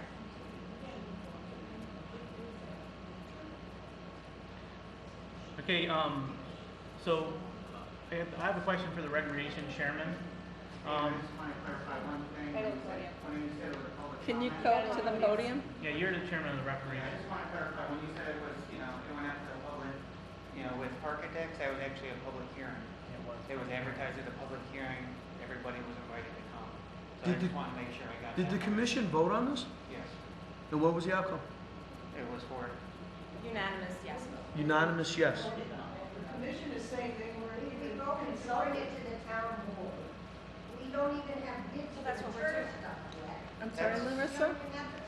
Larissa, I'm sorry. So it was voted yes for a yes of a playground. The commission has Okay. not gotten any of this information. The commission has been That's not true, updated Frankie. every, You've had all the if you look at the minutes, you will notice that the No, it's commission has not. been updated. I've been So there. the minutes reflect exactly Okay, what's going on. I don't want to hear any more shouting out from the audience. That's enough. Are you looking for a timeline? No, Larissa explained it. The timeline can't be It's until we get that. DEC and then about And then a week. us, correct. And as soon as Like a they week. say anything, then at least we can present something to you on exactly what can happen in an amount of time. and Yeah. Based on even what anybody says on.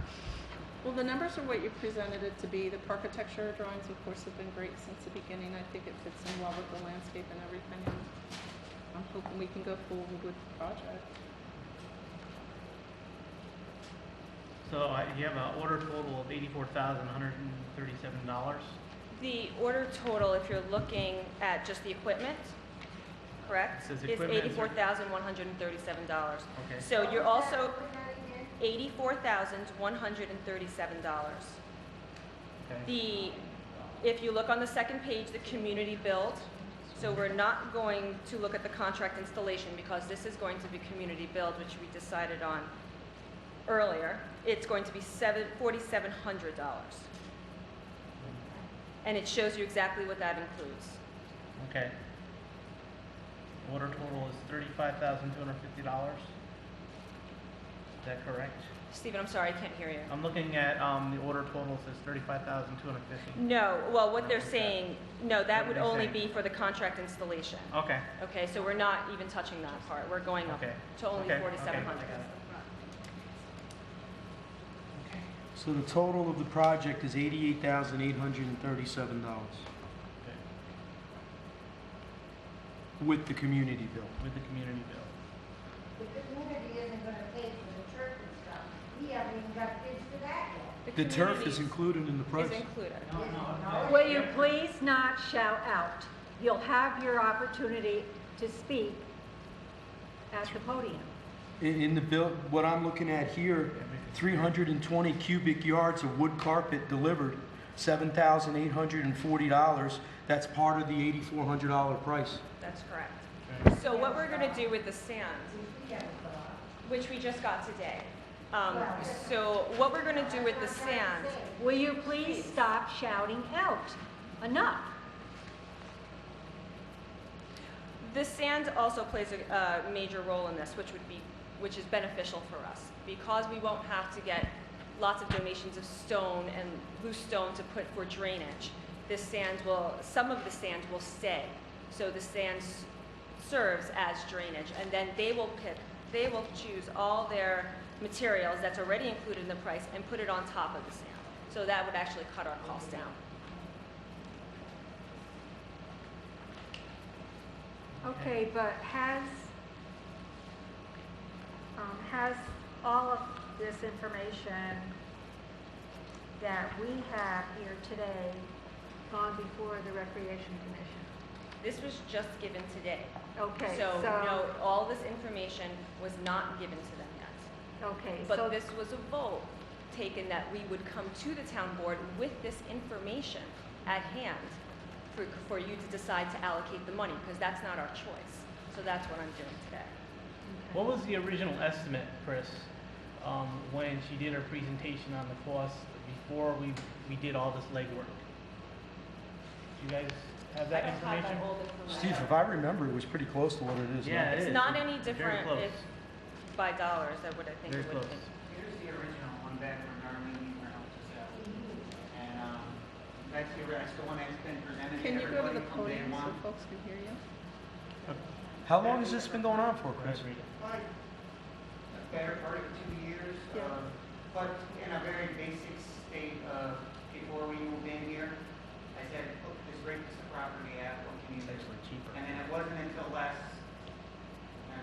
think when Darlene left, it was when the Main Street grant was going on.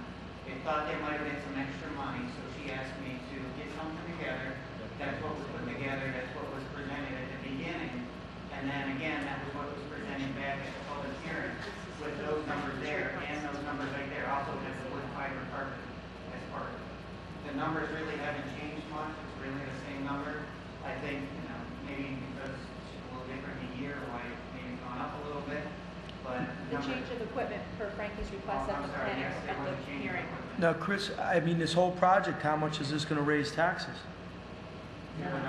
Oh, nothing.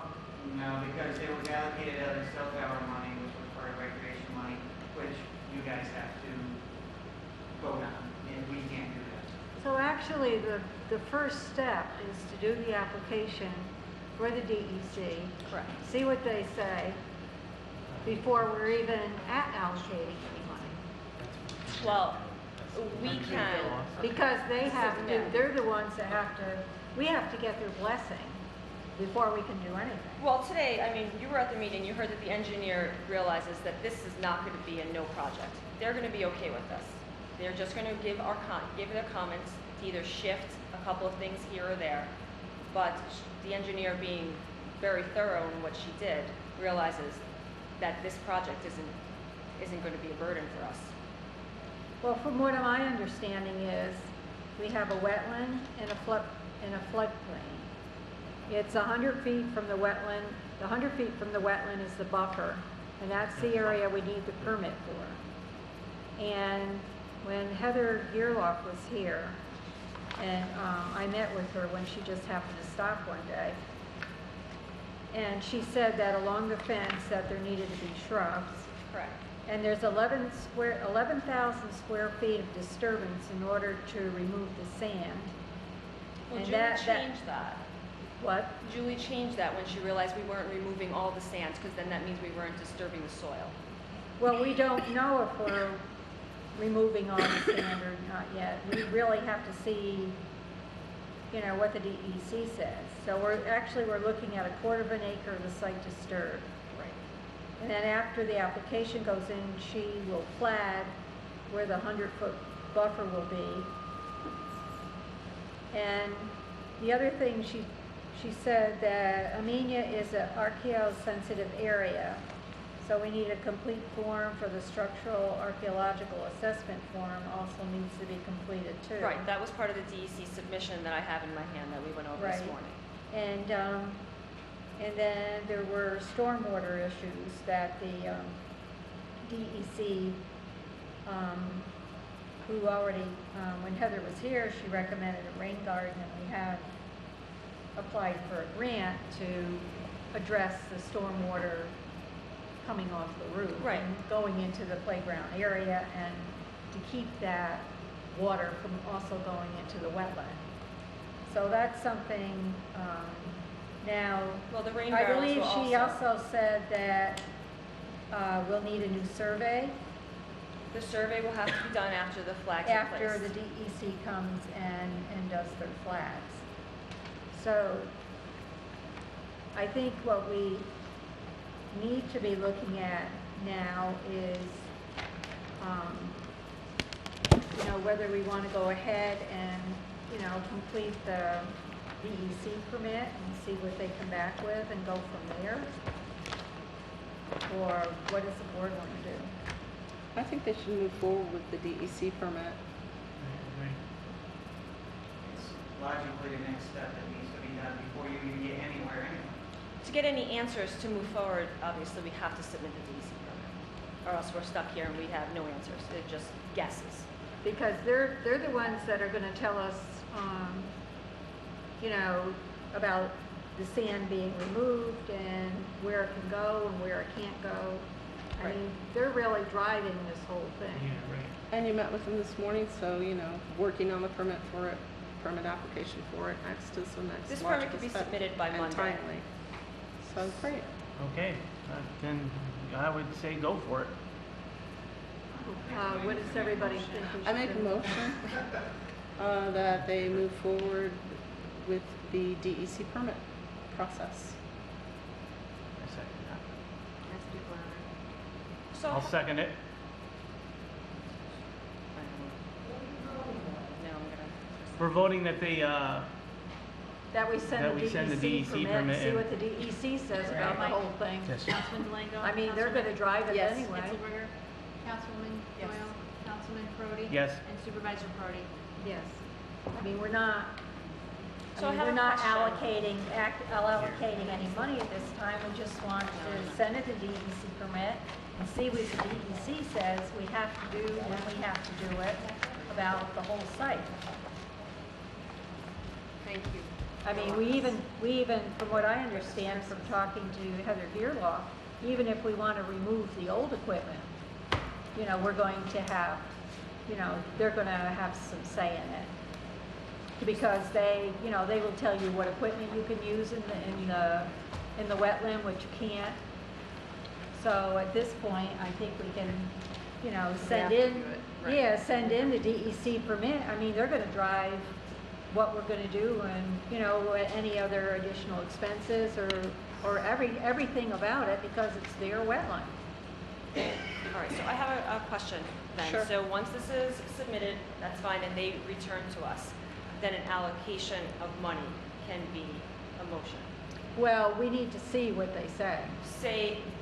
Let's just say it's. Let's assume they say Assume it's the best. happiness and joy, Okay? yes. 'Cause I then- honestly don't see an issue with the playground, but let's assume let's assume for the best. Now, that money, obviously, if things need to be slightly redesigned, I need to go back to Parkitect. Parkitect is not going to redesign anything without anything being allocated to funding, saying, yes, we are going to purchase this, the DEC said, great, now I'm not going to touch this until we have a commitment letter. So I just want to know if it comes back, best case scenario, that money's going to be there. Are we awaiting, not going to touch anything before Basically, we get what back it isn't so cut and dried as that. The DEC is actually going to be telling us, other than this schedule and the dollar amount, and I mean, they're going to tell us what we need to do with the site. Correct, and say it's doable. I That's know, what I'm but we're saying. not there yet. I want, we need to get the application in, get it back, and then go from there. My issue is this money is not going to be moved until we actually hear back from the DEC. I'm worried that they'll say, the DEC comes back, best case scenario, and you say, oh, you know what, we've been used that money for something else already, so we're Well, not going to do this what playground." else are we gonna use it for? I have no idea. I'm Well, just putting it out there. I think that's just, conjecture on your part. It's a What question. what the board just voted on was to send in the DEC application, and then we will move after that, when we get the Well, there results. was discussion about using the For cell a tower kitchen. funds for the kitchen, and I think that it would make sense at this point, since we're asking them to move forward on the DEC application, that any discussion of playground versus kitchen be held off until we hear back from the DEC. I would agree with that. Well, there hasn't been any discussion to use it for the kitchen. I just checked with Cedar to see if we could. You're talking to somebody who would like to move to allocate the money for the playground project not to exceed $90,000. Contingent on DEC approval. I'll second.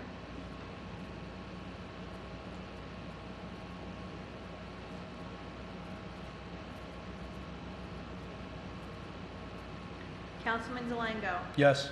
Councilwoman Hitzelberger. Yes. Councilwoman Doyle. Yes.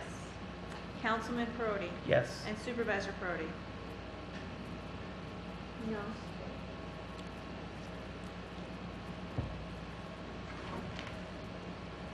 Motion carries.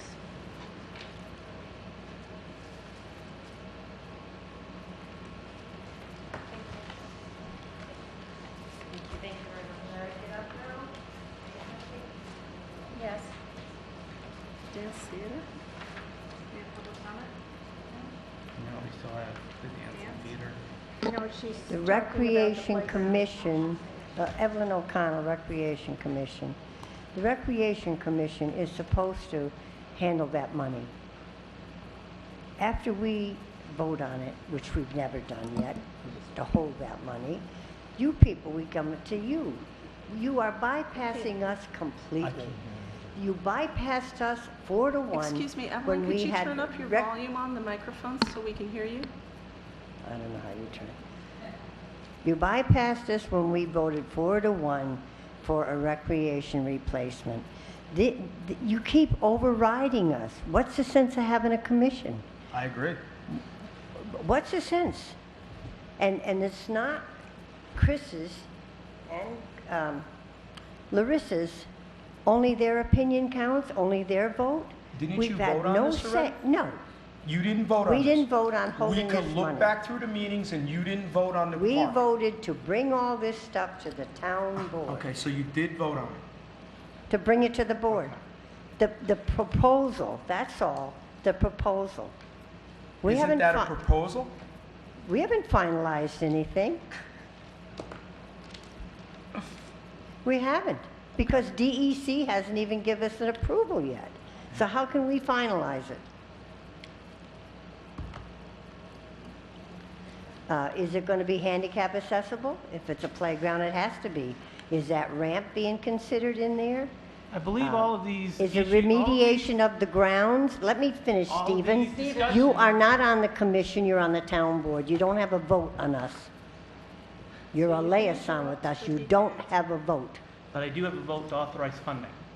Pardon? We can authorize to spend the money when you guys have approved the proposal, which you guys did. We don't even know now if you're looking at it as to being handicap accessible. We don't know how much it's going to cost to remediate the ground. We haven't got any bids on that. You'll keep saying, oh, we got volunteers. But we don't know if they're going to pay for the equipment that we need to do that with. What equipment? We don't... What equipment? Bids. We need... What equipment do you need to do that? I don't know. Well, the sand isn't So- going to come out by itself. Yeah, and I know 4 people that'll donate their The time. DEC And with neither- a- is going and to neither tell can you all what those- equipment can go in, so we're back to the DEC. I agree, so all this conversation we're having now is useless. Right. Okay? Until we It hear does, from has the nothing to do with the DEC. Right. point. That's So my let's point. just sit down and hear from the DEC, and that's And it. then move from there. That's my point. Thank you. And that's And what we also, authorized to do. the equipment, you're going to have certain equipment to remove all that Frankie, old... we You made the just point, talked- we're we not just- talking about the equipment anymore. We're sending the application to the DEC. The DEC will decide anything and everything we have to do with the wetlands. You need to be either at the podium or leave, one or the other. People need to hear it, what you're saying. She should know that. If she can't remember, I'll bring the minutes to the Move next on town to board happy meeting. dancing. Okay, Dance and Theater Arts Program, Vicki Doyle. All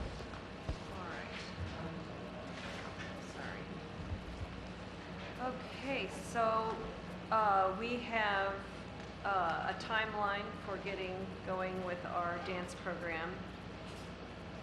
We were going to start September 17th as being our deadline for getting applications in. And the 20th we would start. It's going to be a little different this year because Heather Holohan is going to do a musical review, and she's going to find out who all applies, and then they need to come and be ready on the 20th to do a little demo of what their best skills are. And it'll either be dance or theater or vocal. And it'll be similar in that it will be 10, 11-week classes with a rehearsal happening in December. The rehearsal would be on the 12th and the actual program on the 13th. The final performance, 3 to 4 during the Holiday of Lights on that Saturday, and on the 14th would be the snow day.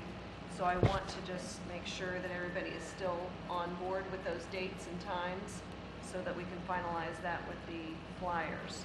We did get an additional $2,000 from the Berkshire Community Foundation, Taconic Community Foundation, and that was for the dance instructor. I have $3,000 now for the dance instructor. That was also for a dance instructor. I'm going to see if I can take some of that money and put it towards the curtain that was proposed at the back of the stage.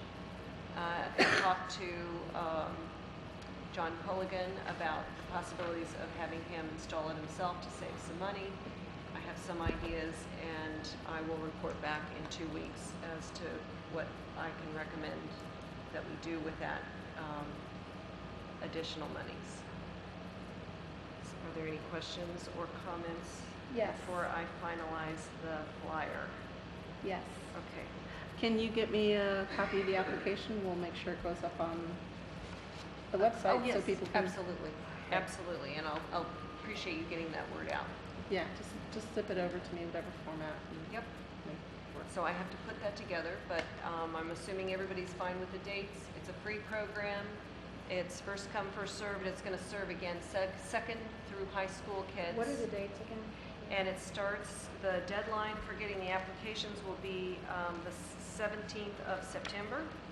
And it'll go out to the schools in the first or second week of September, the applications, and they need to come back to the town hall, to the town clerk, if that's okay with you, Dawn Marie. Sure.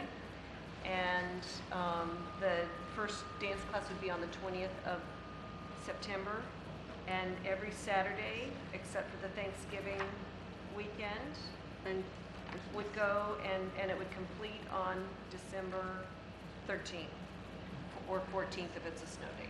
Did you, Dawn, did the fire department meet yet for the confirmation of the? We had met the day before our last Right, so- meeting, so I won't officially see them, but Andy and I have spoken, and we recall that being the weekend anyway that we had thought that it would be, because the weekend before is the Lions Club dinner, Right, and that would be the next weekend. and you wouldn't want to go in November. That's Millerton. I mean, we can compete with Millerton. That would be the same. So, I mean, he was fine with it. The one comment that he did have is he liked the fact that we had Sunday picked, date, time, As a backup. so that way it goes on the flyers, so that way we're not, texting, That was Facebooking all the changes We had the a good day time of. doing that. So that way we can have it and make it, Yeah. definitive. So And we'll then- announce it at the next company meeting. That's great. And then I was wondering if we're still having the enhancement committee meeting on the 20th at 5 or 5:30 to. I forgot to ask, I'm sorry. Okay, so So- it seems to me that the enhancement, and the library and all of the last little pieces of the puzzle, I've asked Nancy Luther if that weekend works, and she says yes. But I think to formalize it rather than just verbally, we need to get it on paper, is my thought. Yeah.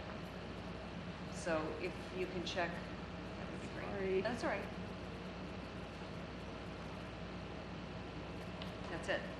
Okay. Okay, parking and signage for farmers market discussion.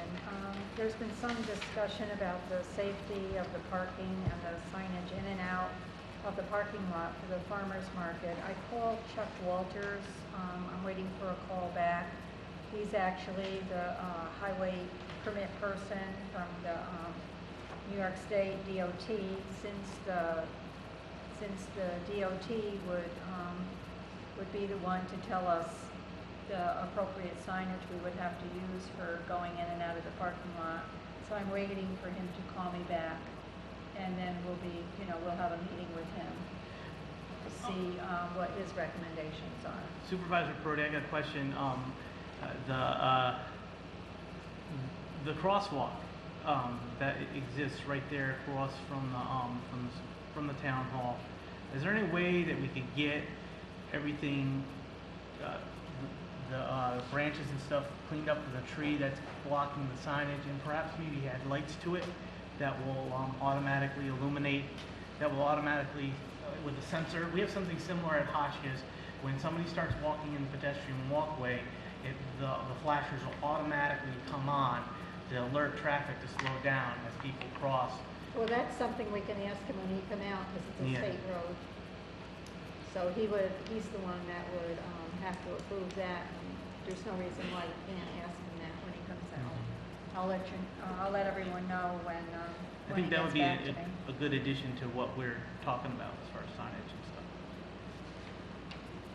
Well, I did speak to Rudy about it too, and what they were gonna do, just to give it a trial, was move the vending stands up to the road front and kind of block off the exit, and then just have the cars come in on the south side as the entrance and exit. So all of the cars would be down on the southeast parts of the parking lot, and then the vendors would be on the northwest. Is that So your you wouldn't design, have. Gretchen? Yeah, except I had it backwards because I had pushed all the vendors towards the back of the lot. So if you were driving up the street, the only thing you'd see is a parking lot. This way, there's no intersection there's no crossover between vendors and pedestrians. Like, all the vendors are north, all the cars are south. And Is there any way that the general public can take a look at that? I could turn it around, but it's not very pretty because it's in black and white. I don't know We if wouldn't it's- be able to do anything until we got approval on it. Well, they could temporarily just do their setups that way without having any permanent thing. And Rudy said he would discuss it with the rest of the farmers market people and see what they thought about the concept of it, which I thought was a good starting place, involving them in the conversation. So. I don't know if it'd be a good idea to block that entrance, though, one of those entrances. Well, that's what Victoria will find out from Mr. No. Walters. Yeah, when he comes out, we can ask him all Yeah, the because questions. people go in and out of that entrance all day, they're not gonna see a tent there. It's human nature. I mean, Well, I was on scene for the accident that was there, and we have to do something. and I think I read in the news somewhere 2 people died in Jersey in a farmer's market. See, I saw that and I Really? knew somebody was going to say that. Yeah. All right. Okay, new highway garage discussion. And probably, I don't know how many town boards that came before us have been looking for land for the highway garage. 25 years. At least. There is a portion of land next to the highway garage that the owner is willing to sell to the town. Actually had an engineer come out and do some measurements gratis without any cost to the town, and the highway garage would fit there. What I wanted to know for the board is I did get an estimate from, this particular piece of land was looked at in 2006, and an appraisal was done for a proposed highway garage there by that current board, and then they decided instead that they were going to try to buy the old Allen property. So we do have an old appraisal for this particular piece of property. And also in 2006, there were some test pits done, and what they found, it was, there's bank run there. It isn't the same compromised soil as where the existing highway garage is, that has the debris and the glass and wood and whatever else in it. So what I wanted to know from the board is, do you think this is a possible site, and if you would like to have an appraisal done? What does Stanley think? He thinks that that's where we should put it. There is, I mean, we do have the well there, we have our septic. The old highway garage would be used for storage. The only change to the plan we have for the highway garage, instead of it being 120 by 80 feet, we might have to do 112 by 80. But then we could store the excavator or one of the pieces of equipment in the old building. So we need $1,000 to do the appraisal? Yes. I'd like to make a motion that we spend $1,000 to do the appraisal, to potentially get the portion of grid number 7165-01-039812 for the highway garage. My second. Discussion. I just would like to explain that this money is part of, that we would take the appraisal costs from, was donated to the town for a highway garage. Many years ago, it was $5,000. It's up to about $6,900 with all the interest.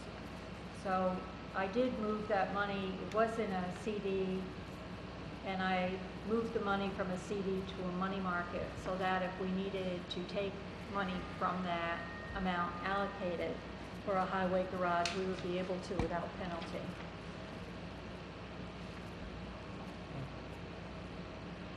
So I know that we were looking at other places. As far as the Amenia Fire Company, they're not interested in dealing with the town at this time, or? That's what I was told Okay. by an official of the Amenia Fire Company, that they were not looking to sell that land at this time. Okay. I'll second it. It's been inserted in the meeting. Oh, okay, sorry. That's right. I apologize. Is there any other It's late. discussion? Is there any other discussion? Councilman Delango? Yes. Councilwoman Gretchen? Kitzelberger? Yes. Councilwoman Doyle? No. Councilman Brody? Yes. And Supervisor Brody? Yes.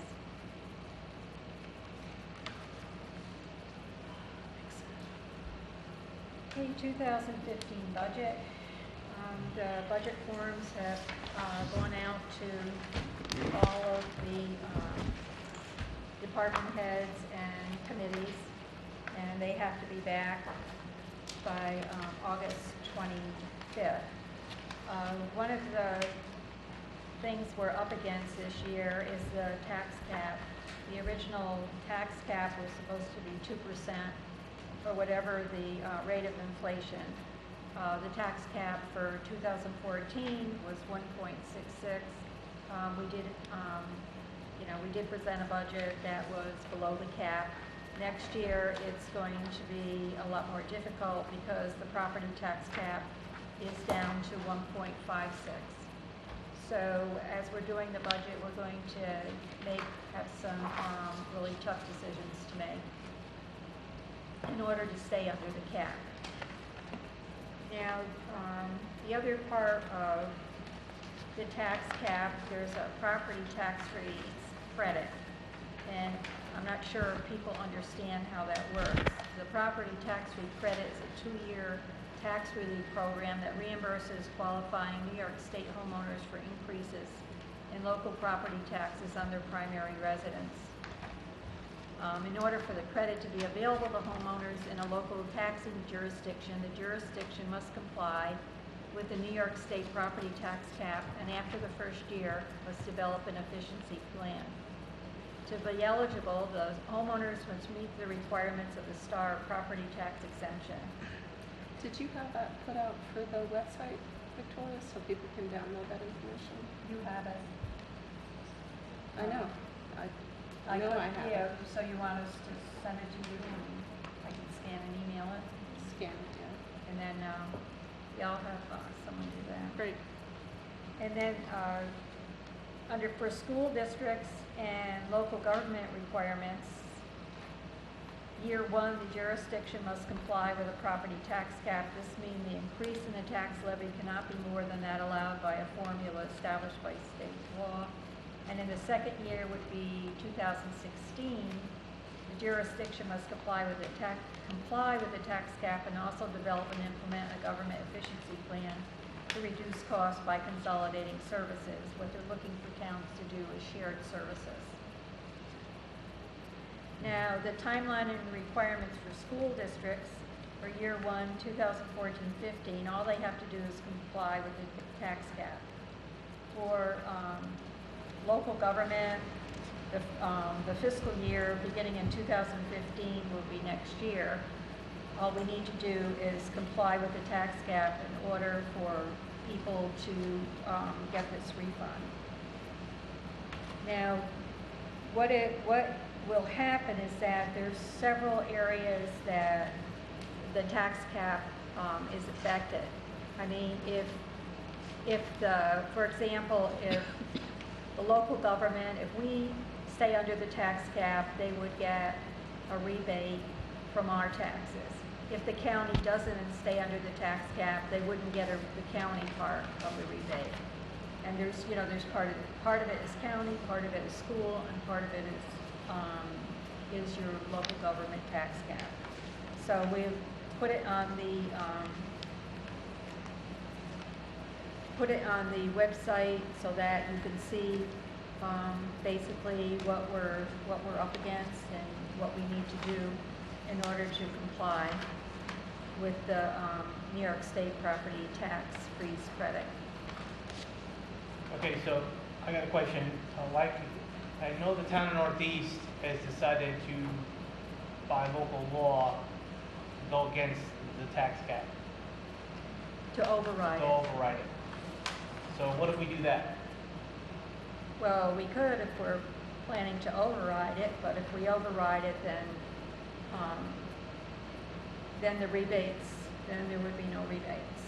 I believe the town of Northeast is doing that because for one thing, they have to put a large amount in their budget to cover their ambulance because they're going to have to use a paid ambulance service. Yeah. So that's an increase of their budget. I mean, each municipality looks at this and to see what their budget's going to be. If it looks like we're going to go over the tax cap, I mean, there's still time to do the local law, but that isn't something that we've chosen to do because we've pretty much made cuts and wherever we needed to make cuts and managed to stay under a tax cap. It's going to be difficult because the tax cap is much lower. That's right. I also got a notice that our insurance rates are going up 18.4% for the insurance we give. So, it's going to, we're, going to do the best we can. And just look at each line and, do the best we can with the budget. Yeah, I guess we're going to have to do the best we can with the budget. I'm just kind of wondering what New York State's doing to cut their spending. When did the budget sheets go out? Because I haven't seen them. They went out the first week in August. Did you get one? No. Okay, I'll make sure you get one. Well, I don't think Kevin didn't get one for enhancement either, so Okay. I don't know where that went. I'll check with Annette, because she's the one that handed them out. Okay, are there any other issues that anyone wants to discuss at this time?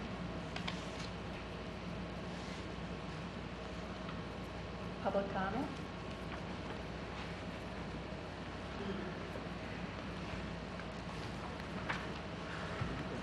I just want to invite everybody out this weekend, softball at the Peakman Park, all weekend long. It's a benefit tournament for the fire department. It's food, drinks, good time, and a lot of softball. I think there's 18 teams going to compete for the big trophy. So please, everybody come out and join us. I'd also like to mention this is the Gabby Farkas softball tournament that the fire company has had, I believe, the last 3 years. And with the monies they've taken in from the tournament, the fire company has donated 2 scoreboards to Beekman Park. I mean, not only donate the scoreboard, but they also put them up and make sure they were working.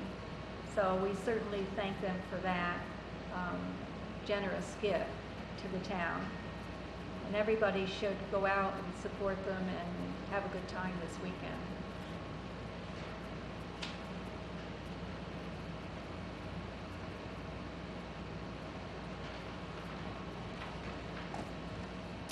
Tom Werner, Amenia. I'd like to go back to the golf course. Should they stonewall us so that they can have more time with the money that they don't have to put up, but they can continue to work? Should it not be that there would be a stop work order after a reasonable length of time? Well, there's been a decision made by the planning board. This isn't a Q&A session. There's been a decision made by the planning board, on this security. Okay, that's what I'm in reference to. But when you read it, you stated that it's possible that they could stonewall it by moving it back and forth, a paragraph here and a paragraph there. I don't understand what the question is. Okay, forget it. Well, it's too difficult. complicated. It's very difficult to hear you here. The air conditioning is on, and Okay. it's very Tom, difficult what to exactly hear. are you asking? Beg pardon? What are you asking? I'm asking, they're going to put up $80,000 as secure bond. Right. That's great. But if they've been going to do it for a year or so, and they haven't done it yet. Well, they aren't going to, they're not. That's not the case. That's not the case. They're not going to be doing it for years. They're doing it for the existing work that they're doing now. Right. And they were only supposed to do it as of this, the process for them to put it up only started in July. So this is like their first little go-around Okay, well, at putting up the bond. I know that it was to cover all the dirt work that the excavating that they've been doing. 18 holes is a lot of golf course. Okay, this was signed. You discussed that quite at length, and yet I don't think that he submitted anything that told the height. He said the height of the sign itself, but from the ground up. Yeah, he did. He already did that through the Zoning Board of Appeals. Well, maybe He did it through the ZBA. He Not also- in that drawing. Yeah, it's on the drawing. Yes, but he didn't see it, so the public may not understand the size of the sign.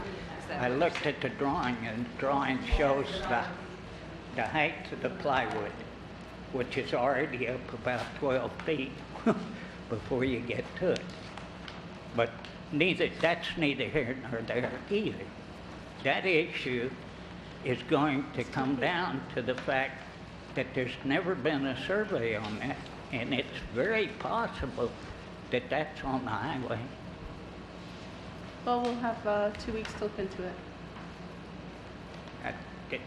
When we were getting into it, it seemed to be null and void, because if it's on the highway, it's up to the highway to decide whether they want a sign or not. The sign size is 17 feet high by 20 feet wide is what the way I read what he just submitted. The one And I the saw poles are 10 feet high. from the high point, did it Proposed show to from the 10? ground? The poles are 10. Oh, the poles are 10. Okay. That's from the ground? No, that's just the sign. That's what I itself, thought. But they're 10-foot poles, Gretchen And says. it- our rule is 10 foot to the top. Maybe we need to change that rule. Okay, that's fine. the playgrounds now, you did finally get to it. She had mentioned at the last meeting the criteria for making anything, that you had to have the timetable, you had to have the money exact, and I don't know what the other portion, do you remember? Well, there's a timetable, a plan, and a budget. She presented us with a plan, a budget, and she gave us a verbal timetable. Okay, well, there were 3 items. Right, a timetable, a plan, and a budget. She presented us with a budget, a plan, and a verbal timetable. So all 3 criteria were met. They were met. Well, ADA approval is going to be tough. And any playground today has to have it. Well, we're just going to wait and see what the DEC says. Okay, I just want to clarify something. I believe, well, I know, since I was at the presentation for Parkitects, that she did say that it was ADA compliant.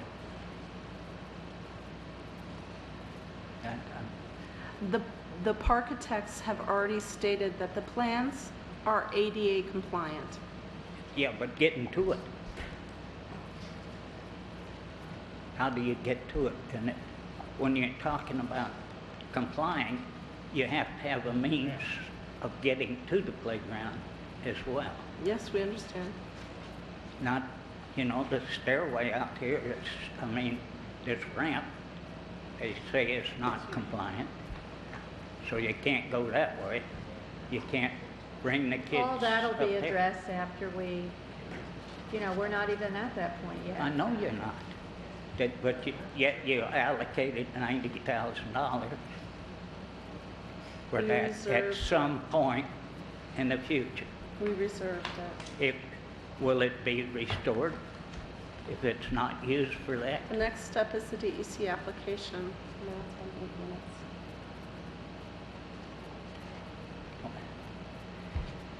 Okay. Oh, well, getting back to the budget. Actually, you're limited to 5 minutes and you're beyond it. Well, the budget that I'm talking about is different, but not your budget. Your public comment is over. Is there anyone else that would like to speak?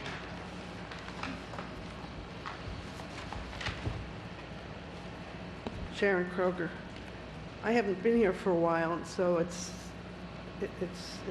does me good to get to observe what's happening. On this issue of the playground, I just want to say that separate from the details and the money and the differences of opinion that might exist, it is very important, I think, when you have a citizen committee, and certainly even more so if it's a commission, to show some respect for the due process of involving them. Hopefully they won't slow you down too much if you have to make some deadlines, but it hurts my sensitivity to see people so unhappy about thinking they weren't being consulted. So I would hope that the board would concern itself with supervising staff so that staff is sensitive to that. I'm remembering back a couple of years when a very hard-working committee in Wassaic made unanimous recommendations to this board which were ignored totally. Not the same board. I know you're different people now, but there should be some civility and respect and due process regarding committees and commissions. Thanks. Town. That's what we're here for. Ellen O'Connell again, Recreation. I would just like to point out why I think we're so passed over. Larissa came here tonight with a packet for all of you people. She said that it was only completed today, but we had a rec meeting here for budget from 4:30 to 6 o'clock. She couldn't give us a copy, but she has it for all of you at 7 p.m. when she was sitting here, but we got nothing.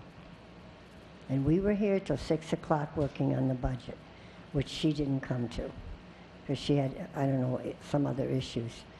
But I'm just pointing this out. We can't have 1 and 2 people doing this, doing that. We have to work as a commission. I'm sorry I got upset, but I'm getting tired of this. You people overrode us when we voted for our candidate. We voted 4-1, and you overrode us. It's just not right. We have to work with that person. You don't. Anyway, I'm really still worried about that being handicap accessible. We all know that the playground equipment is handicap is okay. Of course it is. They wouldn't be in business. But that ramp out there is not good. We have to have a walkway we're going to have handicap parking down there, and we should have a walkway to the playground. You can't push a wheelchair up and down that ramp. It's falling apart. Those are some of the issues we have. And nobody really wants to hear it. Every time I bring up issues at the Rec Commission, this is what I get. Oh, don't worry about that. We're getting volunteers to do it. They're not going to pay for the equipment or the supplies that we may need. They're only going to do some of the work. And I don't even know if DEC is going to allow them to remove all that playground stuff. I'm sure there's a certain way you have to do it. Oh, and one other thing. As far as these zoning laws, Joel Russell was the lawyer for the master plan. The last thing he said when they signed that was, you have to go over your zoning laws every 2 to 3 years because things change in your town and you may have to change some of your zoning laws. So I think somebody should start working on that. It's been what, since 2009? Thank you.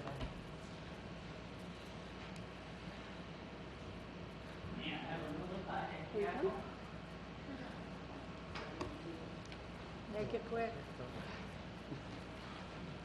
This is a personal matter. You're talking about staying within cap. I happen to live in Amenia, but I'm right on the line, and I own property both Amenia and Dover. The school in Dover charges a Dover resident who is assessed at 50%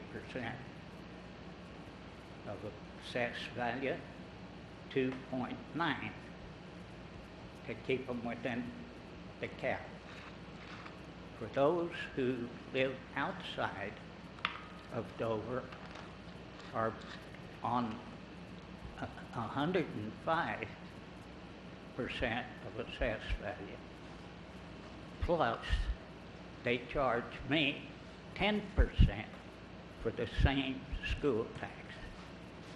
And I went to the county board and asked Eric what was going on and would there not be some relief for this. And he said, no, they can charge you anything they want.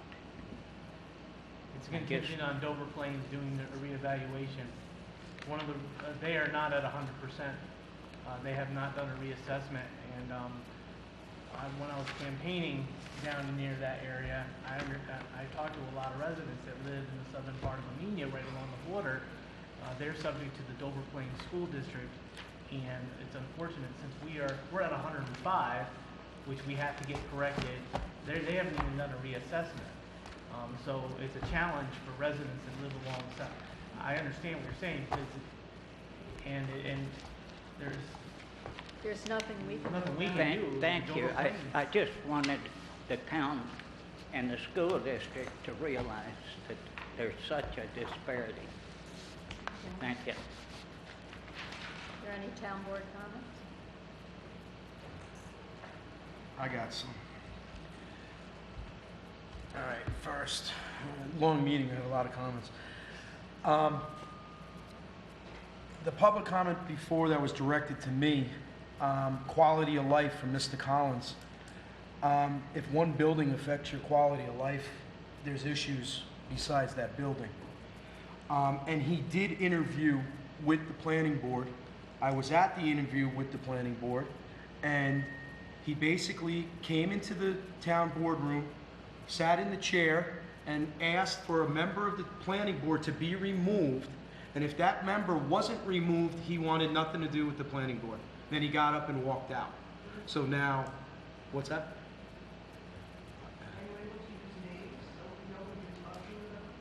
I'm talking about Mike Collins today, this afternoon. He was saying that he put in for an interview for the planning board, and I was involved in the interview. He walked in, sat down, asked for a planning board member to be removed. Then he says if that member is not removed, he wants nothing to do with the planning board. He got up and walked out. So now, to me, that's not someone that's willing to help this town. I mean, I'm taking a little personal what he said to me from the podium. Again, he's got all this energy. Put this energy into making things better instead of just causing trouble. People who live in glass houses shouldn't throw stones, and that's what it comes down to. I mean, there's violations that he had, but no one talks about that. So now, again, let's call a spade a spade. If there's issues, let's work them out. But just coming in and causing problems, I have a problem with that. All right, enough said on that. Mrs. About the improve our presence, improving our presence. I agree we should improve our presence, but advertising is not going to help. We have to start within town. We have to make the town a better place for people to come to. All right, we can advertise all we want. If we don't have anything to advertise, what's the sense? It's like that big old present with the big bow on it at Christmas time. You unwrap the bow, take the top off it, there's nothing in the box. What good was it? So again, I would like to focus on working on what can we do better in the hamlets, in the towns. How can we take advantage of what we have to offer? Let's showcase that. Let's find out, can we get more businesses? Can we get more people involved and want to come to Amenia? Amenia's not on the map because there's nothing here. And I'm actually tired of it. And I love this town, believe me, I really do. But I want to see it get better. Playground. I mean, the playground is, you know, it's important to me. I have two young kids. I have a 4-year-old and I have a 7-year-old, all right? This is the first year that they actually came to the Amenia camp. And I'm the first to admit, I didn't send them to the Amenia camp because, I'm the first to admit it. I don't want to sound like a jerk or anything. I didn't want to send my kids to the Amenia camp. And I tell you what, from day one, the counselors were excellent. The camp was excellent. Everything that I heard about the Amenia camp was wrong, all right? To me, this playground is going to help the youth of the community. And this is what we have to concentrate on, helping the town, bringing the town together. And what better way to start with the kids? And again, we're talking about volunteers, we're talking about this. If I gotta dig a ditch with my bare hands to make this playground go through, I'll be there. And I imagine there's a lot of other parents in this town that will do the same thing. Steve, I wanted to thank you for stepping up on that. And it was a good thing. And again, you know, I'm sorry I'm getting a little emotional with this, but you know, we've been sitting here for 3 hours and something, 4 hours and 5 minutes, and it gets a little disconcerting, especially when I have to sit here and I have to hold it until the end of the meeting. So again, I'm sorry, but go ahead. Is there any other town board comments? I'd like to say that I'm very proud of what we accomplished tonight. I think this is a step in the right direction. We've already turned the corner with that great donation on the way the exterior of the town hall looks, and I'm looking forward to getting this playground completed. I'm very positive that the DEC will be working in our favor. I think it's about time, and Kathleen does a great job with the rec program during the summer, and I think this is just going to enhance it tremendously and give them the necessary tools to make it 150 million% better. And I'm really excited about it. And I think the sky's the limit. I think we're on our way to working together as a cohesive board. There are things that we need to do. One thing in particular that I was thinking about, I believe Mike alluded to it on Friday, was our infrastructure, especially of this building. You know, a kitchen is a nice thing, but I would rather have a generator first. We need to have a generator here at this site to make this place a place of welfare. Well, that's putting the cart before the horse. But we need to do that. We need to do that we need to make this building a safe haven for people to come in case of a disaster. So that when, so that's one of my big things. I know we have a lot of infrastructure things that we need to take care of, but that's one thing that I agree with. You know, it may be putting the cart before the horse. You know, we met with NYSERDA.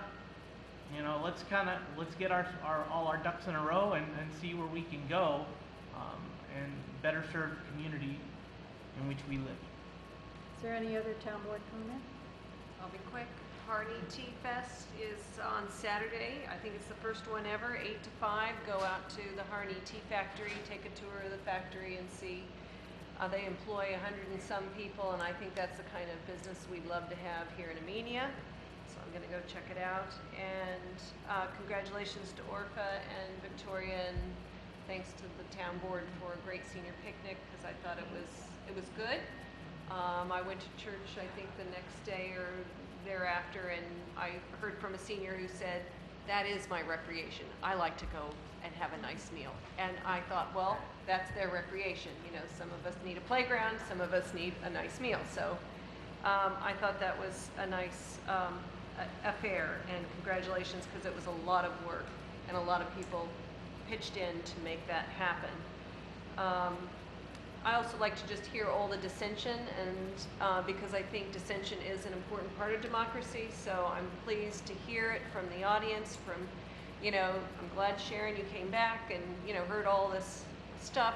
Thank you all for coming out, even if it's not an opinion that we share. I like hearing the other different sides of it, because you only get one side. If the whole board is on one page, you don't get the other side of the story. So I like hearing all these thoughts. I'm all for putting that option on the ballot in the fall for for an appointed assessor, and you can make your own decision at and on November 4th. Mark your calendar, pro or against. It's your choice. And thank you, Victoria, for making that a choice, be an option on November 4th. My turn. So I am still definitely against having an appointed assessor. I don't care what flowery words you put on it. I really want to be able to vote my assessor. And that being said, I want to thank you, Dawn, for getting the information out. She has 5 new forms up on the town clerk website. Please take advantage of those, and of course our condolences to the Paratis. Thank you. Is there any other town board comment? The only announcement I have for supervisor's report is Community Day at Indian Rock Schoolhouse is September 13th from 10 to 3. We're going to have more organizations there than we've ever had before. The Lions will be doing chicken barbecue. A lot of the churches will be there with their tables, the 2 fire departments.